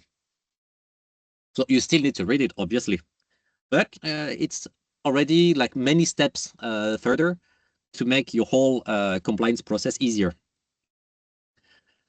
So we have several indicators. So then we have statement on food hypersensitivities. We have storage preservation. So does the regulation about labeling say something about storage and preservation? If yes, we will put the indicator here or the information here. But there might be situations where the text doesn't say anything about the storage. In that case, the indicator will be empty or it will not be shown. And this set of indicator that you see here is specific to labeling. For other regulations like marking or I don't know, hygiene practices, we have different sets of indicators. But the consistency is in the fact that every time we talk about labeling, we will systematically talk about the same indicators. So if you search for the labeling for your product in one country, you will find the same set of indicators for labeling for another country. And because, we keep the same indicators, well, then you can compare. At this moment, if you want to compare, like, you have two countries that are interesting. You see the potential is similar and the trade growth is similar. I say, okay, fine. So these two are my my most interesting markets. But then how do you compare which one is the easiest to access? Would have the same regulation. Am I complying with this one and this one? What's the easiest one? Because I mean, the idea is to see which one you can access the more easily. So in a way, you'll have to compare the markets and you have to compare the regulations. And because we're doing it indicator by indicator, you can make this comparison more easily. So this is how it's shown. So here it's example of Austria or EU with Codex and another international standards. But you can also put, different countries. So country A and country B, and then, compare the regulation. So here it's just, you just have the number, but then you can go further and see actually what the text says. So you have the text on one side and then text on the other side, and then you can actually see at the very detailed level, what does this one say about nutritional information? So here we are in the labeling. What does the Austria say about nutritional information, and what does the Codex, so the international standard about food, what does it say about the nutritional information that you have to put on your label? And then you can see what one says, what the other is saying, and then maybe see which one you're the closest to compliance, which one is the easiest, which one requires the things that you feel the most comfortable with. So this is useful for producers when they're checking their markets. I don't know in the audience if we have policymakers, but when you're thinking of harmonization, so this is not for the private sector. The way of using the tool, but if they are in the audience, this can be used also for the harmonization. If you want to have a better integrated regional block, in this case EAC, integration goes also by the harmonized laws, or the harmonized regulations. You want to have the same standards. You make your product in Uganda. If you make it in Uganda, complying with the Ugandan regulations, well, then you know that it will be accepted and compliant with the regulation of the whole region. So that's the interest of this tool, is also help policymakers do this exercise of reaching a good level of harmonization. And the last module is the self-assessment. So as I said, you know the regulations, and then you need to check indicator by indicator, requirement by requirement, if you're compliant. So the tool will help you go through one by one. So as I say, a kind of step-by-step list where you check your compliance yourself. So that's why it's a self-assessment. You go through the indicators one by one, and then you check your own compliance, each part at a time. So as you can imagine, if you have 20 regulations, each regulation has 5, 6, 7 indicators. It can be a long process, but no matter what, it will be a million times faster than going to the original document, obviously. So once you do this exercise, you get a kind of summary that tells you how compliant you are for each type of measure. For labeling, so when you say yes, no, I'm compliant, yes, no, I'm compliant, yes, no, it will tell you for labeling you're compliant at 80%. For hygienic practices, 40%. Restriction on the geographic restriction 50%, and so on. And then we aggregate all that, and it gives you a general score of compliance. So the higher you are, the better it is for you. So at this moment, we covered already East Africa. We are in the process of covering SADC countries. I cannot confirm that we'll do all countries in the SADC block. And we're also updating the EU. So we have the EU data already in the tool, and we are in the process of updating it to the 2025 data. So that's broadly how the tool is made and how it can be used. If there is any question to me or to my colleague Huang during his presentation, well, feel free to raise your hand or ask it in the chat. I cannot see the chat, so I'm not sure if there is a question. Is there something that I missed?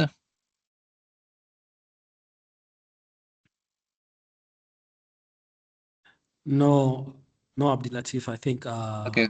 there's no question for now, but maybe participant may send your questions on the chat room, and Abdulatif will be able to answer you before the end of the session. Thank you. Okay. So I'll give the floor to my colleague Huang, who will do the most interesting part, I have to be honest, which is looking actually at how the tool works and what it's really about. So as we said in the beginning, it's more a glimpse, a teaser in how to use the tool. We're not going to make here a full analysis of what you need to comply with when you export edible oil or textile, obviously, because as you can imagine, there are like dozens of regulations.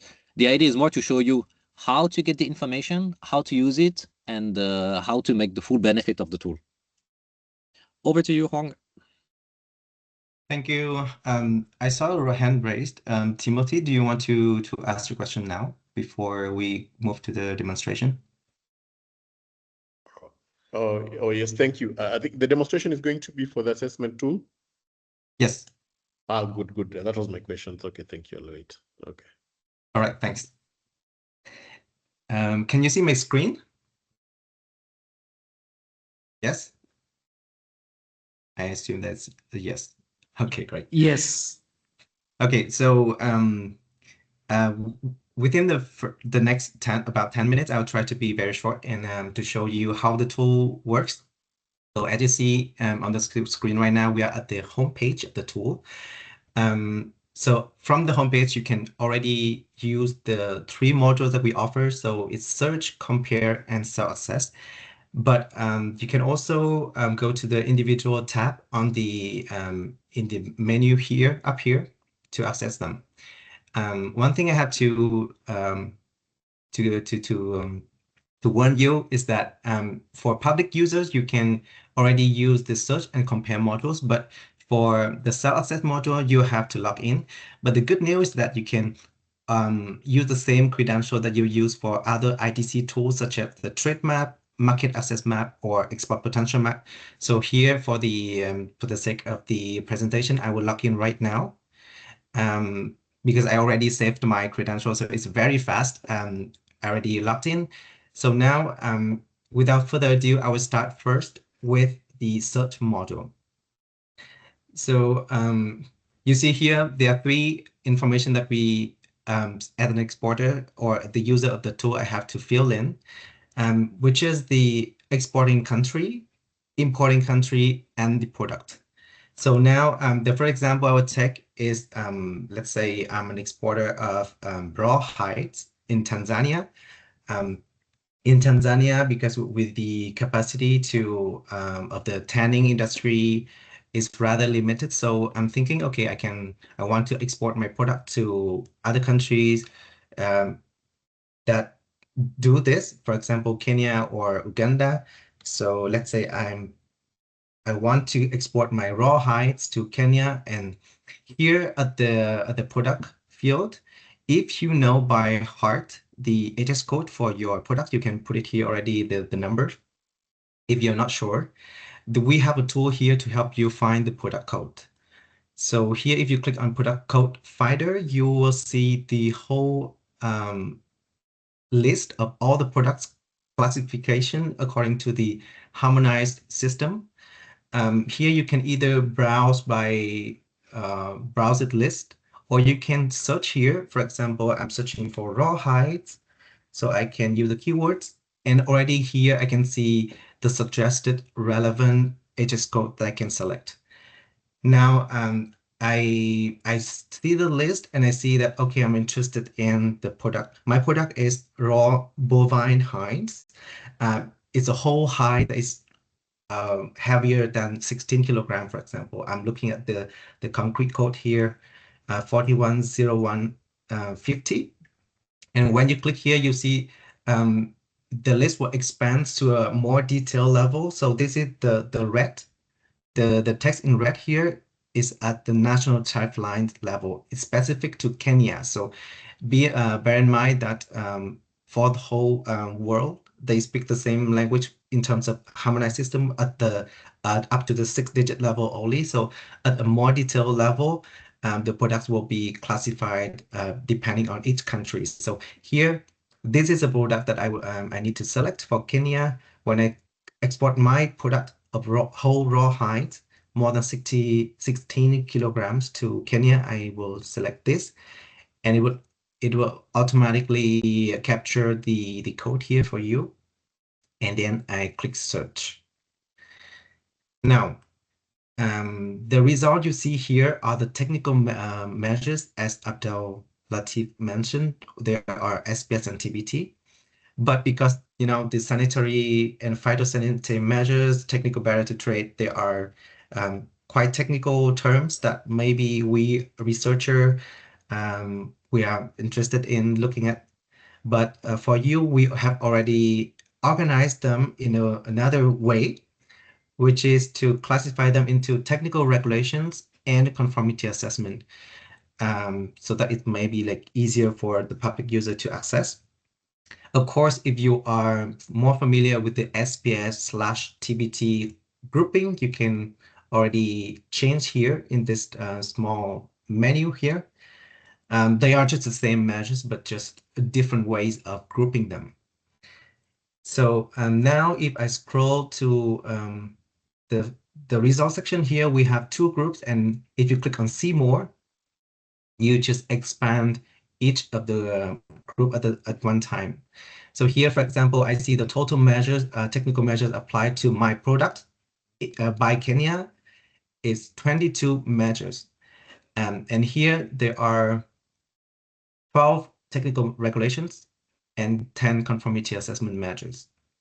If I click on see more here in technical regulations, I see a bunch of different types of measures. So there are some authorization requirements. I see the number 3 here. It means that there are 3 measures of this type. There are 3 labeling requirements, 2 requirements about product quality, safety, or performance, and so on and so forth. So you see there's a list of technical requirements here, and here you can sort sort them by the largest to smallest number of measures, for example, or the other way around. Here, let's say I will just expand randomly one, which is the requirement about product quality, safety, or performance. And by default, we put all the measures in that category in one table. So you see all measures here in one table. So, but you can select the individual measures or click the arrow button here to navigate between them. So here I'm showing you the first measure that I see here. It's about a measure that applies to height and skins. Requirements about product quality. It says that no person shall import any height of skins which are badly damaged by marks, disease, lesions, or other defects that, in the opinion of the inspector, they are unfit for sale, export, or import, except under designation of glue stock. All hide and skins purchased shall be cut into halves. So that's one requirement about product quality. Another one is about the weight and measures of the product. So nobody can import any skin under 230 grams. So this is okay for us because we export, my exported product is whole height more than 16 kilograms. So, okay, when I read this, I know that I comply with it. It's fine. So this is just the first step of seeing the requirements. And then the one thing that we also provide with the indicators, we call each of these an indicator. So on top of the detailed requirements, we also provide the source legislation. So next to the title of the measure here, you see a small button, source legislation. Once you click there, you see the regulation where the measures comes from, including the information about the title of the legislation, the summary of the legislation, the validity, the affected countries, and also the link to the document. So and so on and so forth. If you click on other categories, you see that there are many detailed requirements here. That all of these are the requirements that the exporter like me, I have to comply with in order to export my product to Kenya. So yeah, so if you go on and so on and so forth, you see a lot of detailed requirements that I have to meet. And just to provide you with a comparison of how good the information already is, when you look at the whole regulations, you see that here I have a document of 32 pages with a lot of different information. And the good thing about tool is that we already extracted the information relevant to each requirement ready here for you to see. So that's one example of the export of raw hides to Kenya. I have another one that I already put here just for the interest of you. This is the edible oil sector. So here already, for the sake of time, I already put in advance another example that I export refined palm oil from Tanzania to Uganda. And then you'll see very similarly, the result section will be divided into technical regulations and conformity assessment. Here you want like very similar, and you will see different detail requirements. Sometimes the measure itself, for example, the one that I'm showing you right now, is a multiple requirement case. What does it mean by that? So it means that for a given measure itself, we already have a table which contains a lot of different detail requirements for different product groups. And what you have to do in that case is that you have to go to the filter section here in the column of group specification, and then you select the relevant product for yourself. So here, for example, I select edible oil because I find edible oil in this group. I select, and then the table will filter just the requirements relevant to my case. And then here I see the requirement of the size of the package for all the edible oil products, including my products, to follow with. And then after you search for the requirements applicable for your product, you might want to know, okay, I'm considering between two target markets, which are, let's say in this case, Uganda and Kenya. So that's when I come to the compare module. So I'll go to compare from the menu here. Here we have two different sub modules. You can compare between countries or standards. And the second one is products, where you select the same exporting country, the same destination country, but you just select two different products that you, for example, the company has two different products, and then you're considering which one I would choose to export it to a given market. Then you will choose to use the product comparison module. But here I want to compare between two target markets, so I will select from here, Tanzania is my exporting country, to Uganda, and then I want to compare with Kenya as well. So I select Kenya, and then here I select my my refined palm oil. So I just can also put the text here, and then I select the correct code to my case. And then in the result section of the compare module, you will see by default a table like this. It might look a little bit overwhelming, but bear with me, it's quite simple. So here in the middle, you can also change between the groupings, SBS TBT or technical regulations conformity assessment grouping. You see the total number of measures of each country on each side here. And then below you see there are two main sections for the comparison here. The first one is the types of measure in common. It means that both countries have these types of measure.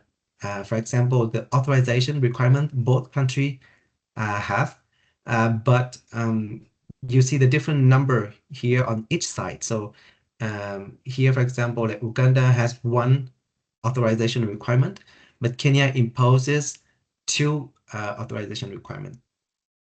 And so within the types of measures in common, they'll be divided into technical regulations and conformity assessment. It's just the same grouping that we saw before.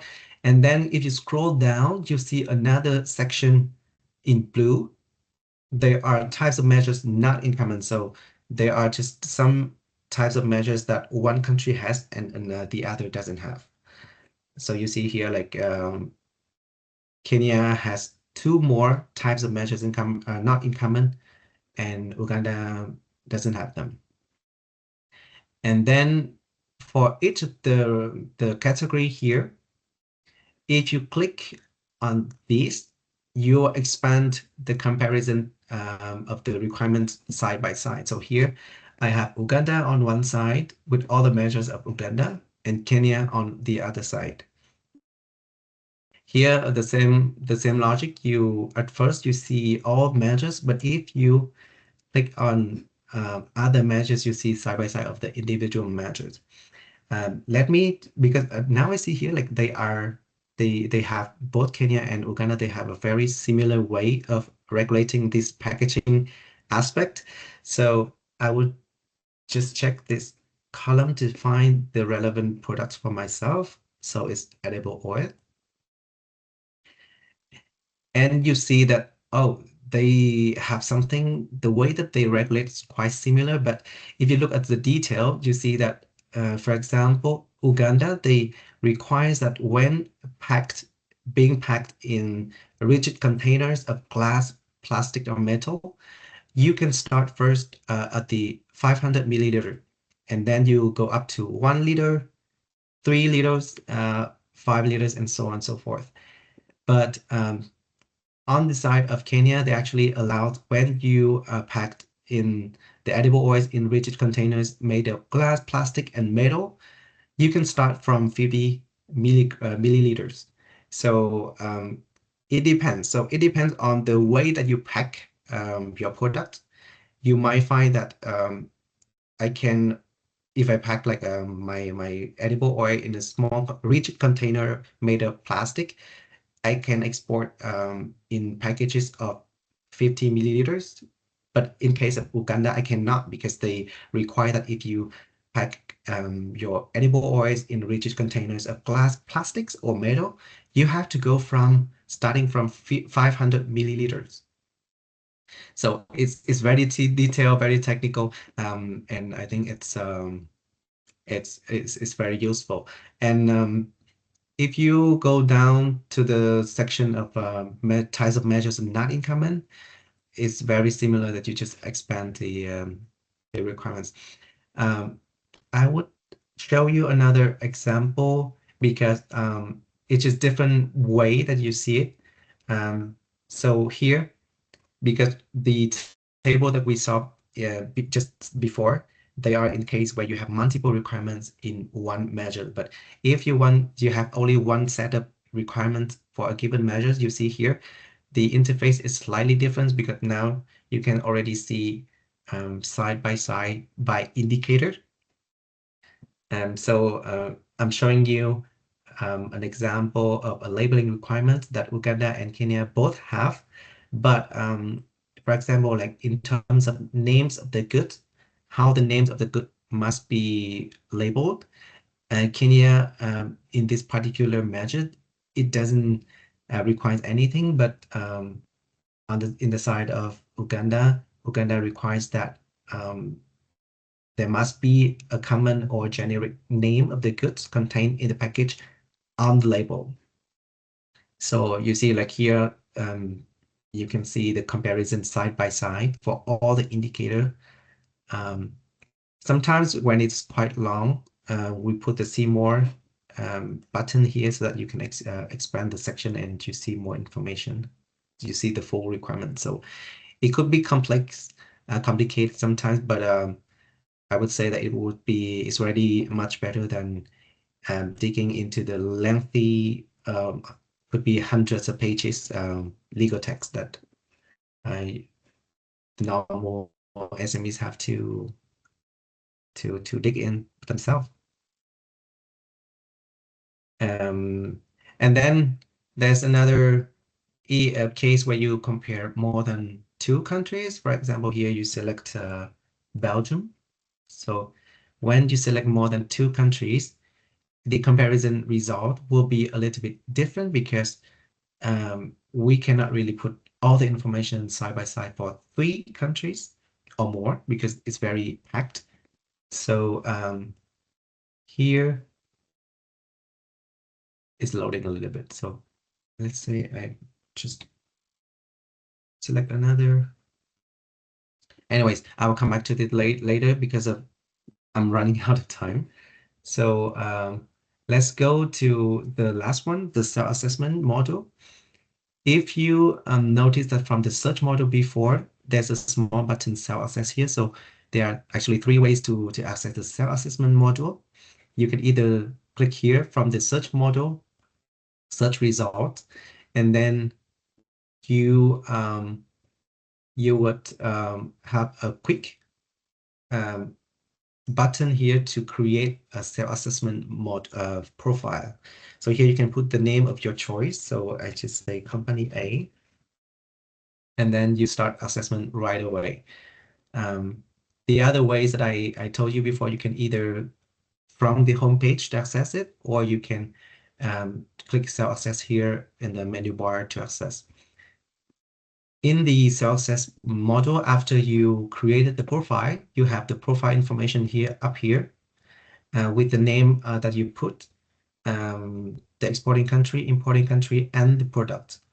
Here from here you can change between different profiles that you saved before, and then you can create a new one from here. Now, this is the reason why we ask the users to register themselves and log in before they can use this, because all the information that they save will be here. We know that in the assessment process, for example, I'm preparing to export one product.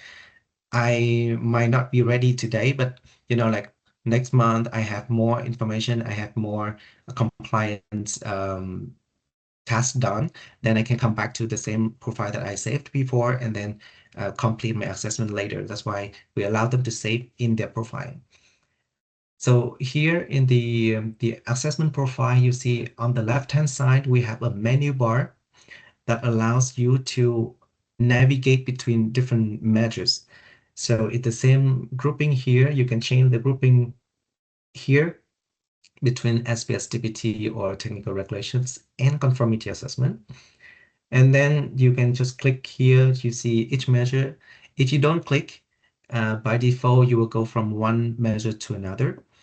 And then for each one, the information of the requirement will be presented on the right-hand side. For each applicable indicator, there will be a small question underneath that asks you, are you compliant with this requirement?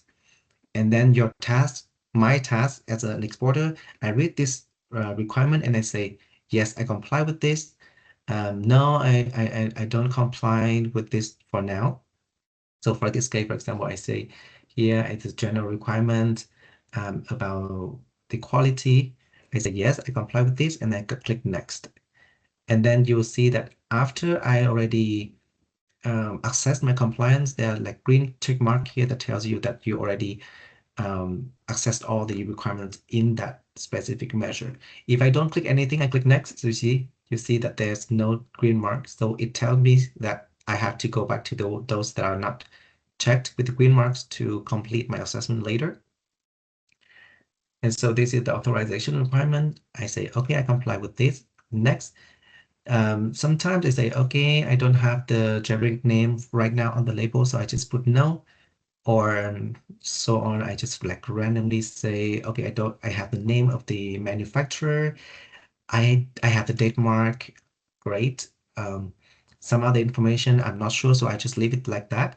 And then if you keep going like that, you end up at the end of the assessment. But at the same time, at any time, you can already go to summary. So in the summary, you'll see there's like an overview of your compliance rate. I'm sorry, like I think here is like a tiny glitch that it doesn't really show you the compliance rate, but the overall one. It shows the individual one, but I'll check it later. But basically, if it's worked correctly, then you'll see like a yellow bar here that tells you the overall compliance rate. And then you can see the individual ones here that you already checked, and then you can come back to the ones that are not fully compliant, and then you check what else is missing. So this is pretty much, and of course, like here in from outer, you can always download the data in Excel. I think it's CSV format that you can open in Excel that store all the applicable requirements. And then we also have the links to other ITC tools for you to check here. And I think that's it. I think I'm running out of time, and very happy to answer any questions you might have. Yeah.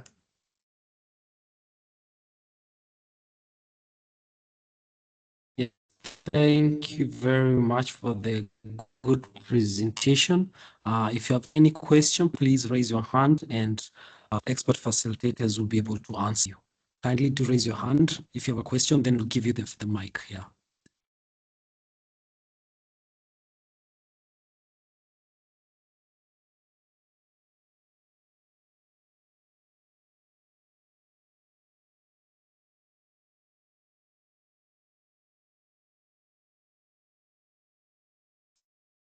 So allow me to read some of the questions from the chat room. Yes, please. Yeah, I see there's a question here from Refrin. If several EAC countries have already harmonized their technical regulations on labeling, why can the region adopt a single international labeling standard for all SMEs to simplify cross-border trade? What are the main barriers to full harmonization? The other question from Mugambi, Derek Paul, logistic within the country is very expensive. How do we handle bulky orders to serve better? So I think this question on logistic, maybe Mr. Albano, you can answer it. The question on harmonization of technical regulations, why can the region adopt a single international labeling standard for all SMEs? Kindly, if Abdulatif or EABC, Mr. Adrian Zhao, you can take it up.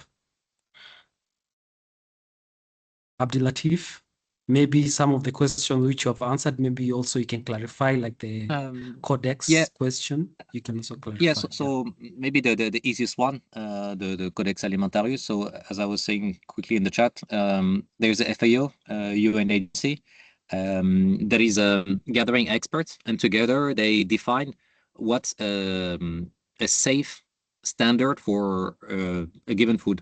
So they'll say for, I don't know, maize, we should not go beyond this level of pesticide. They'll say for, I don't know, another type of food, this is how it should be packed, this is how it should be labeled. But they say it should be. So they don't say you have to, they say it should be. And then countries, they are in a way free to adopt this standard and transfer it to their domestic regulations. So some countries, they slightly change it. But if you change it, then you have to give scientific reasons why you're not taking it as it is. Some other countries, they take it as it is and they say, okay, for this product, we just follow the codex, and then they just copy paste the text. So it's a kind of way to harmonize all the standards globally. And actually, there are also countries that just don't have the capacity to make all the tests in the labs to, define what are acceptable, standards. So they just take what the FAO is doing. So that's for the codex. The second question that is maybe a bit more difficult about harmonization of standards. I would say everyone agrees to that. Everyone is, no one will tell you, no, we shouldn't harmonize. I think the issue is not in the willingness. The issue is in the implementation. Because when you have a, bilateral agreement, so you just two countries discussing together, it's easier to find a common ground, common agreement on specific standards. So here you're talking about labeling, but actually the exact same question can be asked about all the regulations. Why don't we have the same regulations about maximum residue limit? Why don't we have the same regulation about packaging, about everything? So when you have like a discussion between two countries, it's maybe easier to get a common ground, like a common acceptance. When you have like a regional bloc, then you start to discuss with like 10 countries together. How do you find an agreement with 10 countries?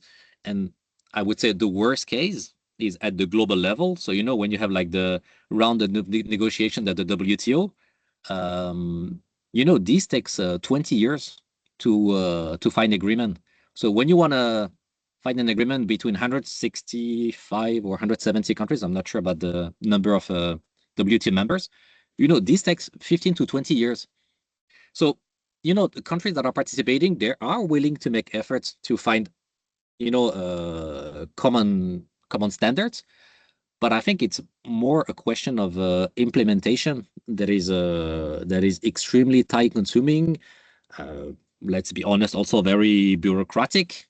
So I think it's a process that is taking place at this moment already, but it's just a very, very slow process.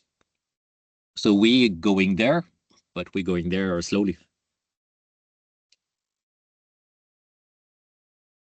Thank you very much, Abdulatif. I know I would like to recognize the presence of Honorable Rutazana Francine, the chair of the Trade Committee of the East African Legislative Assembly. Honorable Rutazana Francine, welcome. Maybe if I can see you had shared a comment, maybe a word or two from you, please.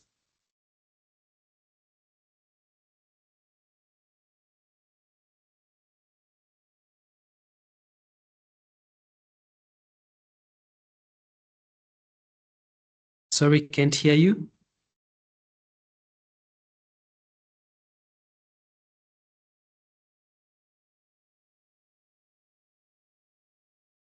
Okay, as we wait for Honorable Tazana Francine, maybe Mr. Albano, maybe we can clarify on some of the questions on the chat room about the cost of logistics in Africa. Mr. Albano? Yes. Yes, there's a question on logistics. I can see they're saying that logistics within the country is very expensive. How do we handle bulky orders to serve better? They are inquiring how can we handle bulky orders to serve better? Okay, there are various strategies that can be used. For example, let's say for those who do not have huge, I would say it's best if you consolidate shipments, whereby you combine multiple orders, actually, which are very, very small, and turn them into largest shipments so that you can save the transport cost. And also, you can also directly negotiate with the carriers, whereby in case of if you have like huge volumes that you need to export to a certain place, whereby you can just negotiate with these carriers for discount rates, I would say, and then you'll be able to export with no issues. And also, I would say sometimes packaging. If you package your product well, you can save spaces, whereby you could be able to, instead of just transporting maybe one consignment based on how you package your product, you can export maybe 2 or 3. So a lot of factors are being considered when you move product from one point to another. But I think best possible way is also the last one. I would say maybe schedule your delivery well. For example, if you were to send a consignment to Nairobi in the beginning of March, and in the meantime, you have an order that needs to be sent to Uganda, and your starting point, maybe it's in Tanzania. Since Uganda and Kenya are neighbor countries, you can schedule the shipment of those particular shipments on the same date, and the cargo can move outside Tanzania with less cost compared to if you were to move first one shipment to Uganda and then another shipment to Kenya. I hope I've answered the question. Yeah, thank you very much. And also, there's another question. They have also, there's a question from Afrik. I see a lot of emphasis on examples for import and export through ports and airports. We'll be keen to know more about examples of import and export through channels such as road, railway, which are predominantly the major entry and exit points across Africa. Maybe if you have a comment on that, Mr. Albano. Okay, so for the emphasis on the usage of ships and airplanes, I think it's because for roads and railways, we need to be sensitive with time. Actually, if you are aware of most of the railways in Africa, They are of old stage, which means they are outdated, and most countries are revamping their railway stations and all those things, which means at the current moment, if you want to be very competitive in the market, you need to deliver your products to your customer as soon as possible. So if you were to take a railway, I think it would take a very long time to deliver that consignment. And also for roads, I wouldn't discourage that, but we also need to be realistic. How do you, for example, how do you ship a consignment from Tanzania to Egypt by road? You'd rather use air or you'd rather use sea. It depends with how close is the country to the source country. So in a nutshell, railway, it's slower, and we are on revamp stages, most of African countries. For road, you need to be time sensitive and also location. And you need to know the history of the particular road. For example, there is a new East African road here in Tanzania. So if you were to utilize that road to ship your consignments from Tanzania to neighboring countries like Kenya, Uganda, it's going to work for you. But if you take railway from Tanzania to Kenya, it might take longer than if you were to ship with sea or with air or road.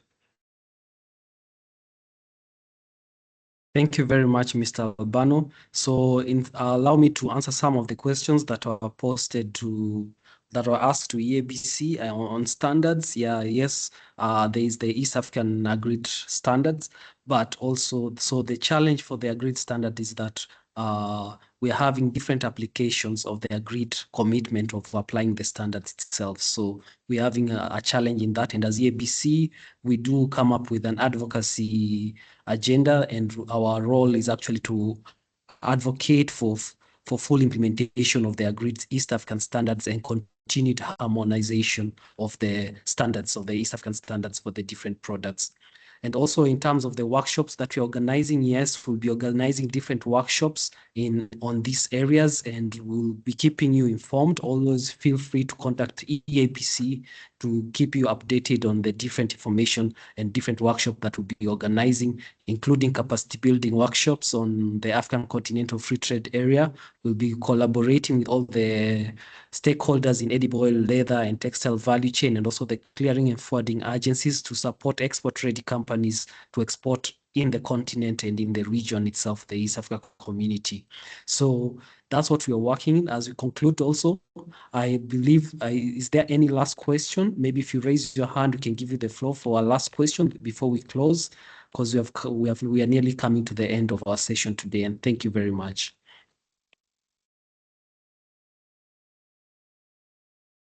Jora?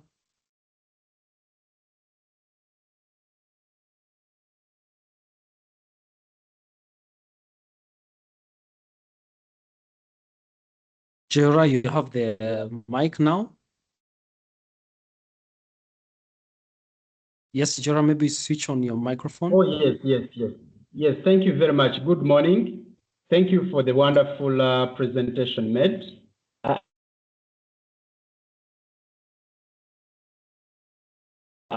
Corruption, I think, happens to be one major, sorry, someone is disturbing me here. Corruption seems to be one of the major non-tariff barriers which are hindering cross-border trade, and most especially when we are importing or exporting at the border. You find you have got to part with good amounts of money and it's not recorded anywhere. How does ITC come in this and EABC to sit with that, such barriers are captured, either for protection of those who have not been victims or even for those who have been victims already? Thank you.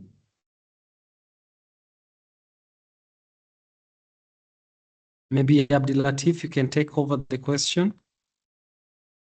Yeah, sorry, is it possible to rephrase it? Sorry, I think I might have missed a part. I don't know if it's the network on my side or... Oh, yeah, it was a network issue. So basically, it's stating that corruption is one of the major challenges faced while crossing borders. And they were inquiring how is ITC trying to address this matter? Yeah. Yeah. So first of all, when we say corruption is the most difficult part, that's I think that's very subjective. In our survey, because that's a tool. The tool we presented is about official regulations that are applied. And then we also do surveys where we're asking companies, so exporters and importers in the region or in the whole world, we did it. We're asking them, when you export, what are the regulations that are problematic and why are they problematic? Is it linked to the implementation or the procedures that are associated with it? And we see sometimes that people are mentioning what we call informal payment. So payments that are not supposed to take place. So we capture that. Obviously, when you talk to a company, they will not openly say that it's something that they have to do. So we're probably underestimating that. But it doesn't show up as the most prevalent issue. The most difficult one is more the delays. So when you want to comply with regulation, it takes always time, and the regulation costs money itself. So these are the two main issues. So it's the delays that it takes and the time, and the informal payments they come after. But when you know that, what do you do about it? So when we present the results, the only thing we can do is actually give recommendations. As you can imagine, we are just I would say we provide technical assistance. So we look at the situation, we analyze the situation, we see where the problems are happening, and then we provide these results to the government, and we suggest them for improvement. One of them is obviously to raise awareness to the staff, to train them better, to make them aware of how the regulations they should be applied. And that's something that we do and that we share already with many governments in terms of recommendations.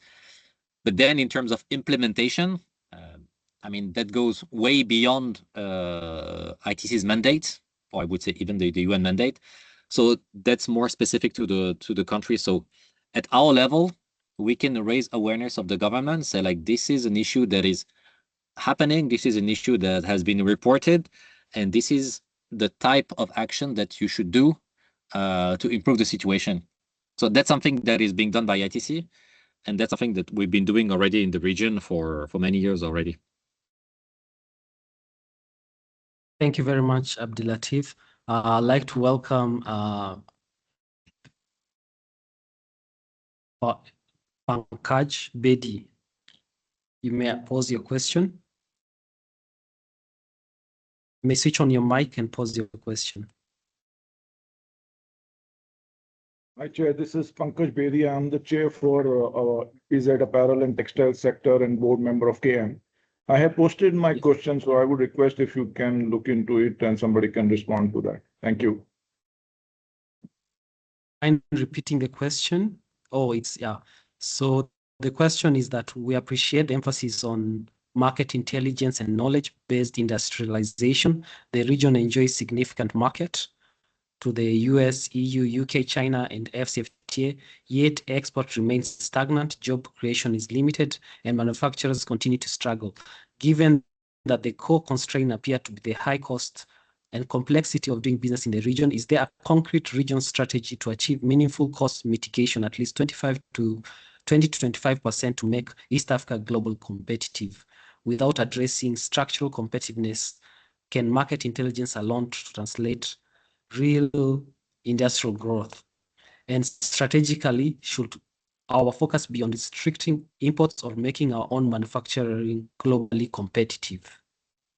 What is the action plan on this front?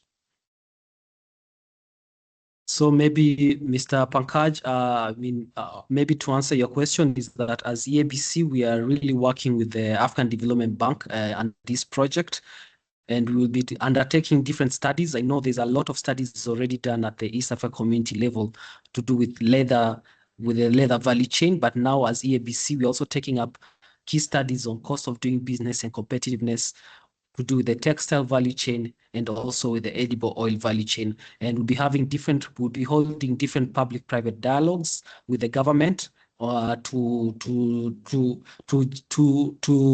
look at the findings of these studies and also hold frank discussions and come up with different position papers and briefs on policy regulations and reforms that we want to see to make the job game of the bad which are actually affecting us, and we'll keep you posted in our upcoming public-private dialogues and the key studies that the different experts will be undertaking. Kindly do take part of them, and we'll be working very closely with the Manufacturers Association across the East African region to actually co-create these studies and also have a joint advocacy plan that we have just kicked off this project last year in December, and this is one of the first activity which we are trying to bring together the different stakeholders so that it may inform our future innovation. So it's very good that you have shared your insights, and we'll keep you informed of our upcoming activity. So I think with that, allow us now, we have come to the end. Honorable Tazana, I can see your hand is up. Please, you may switch on your mic. You have the floor.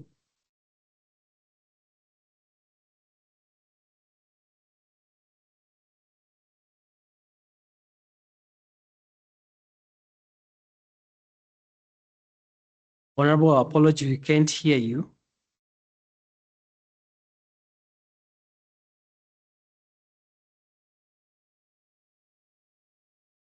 It seems we can't hear you.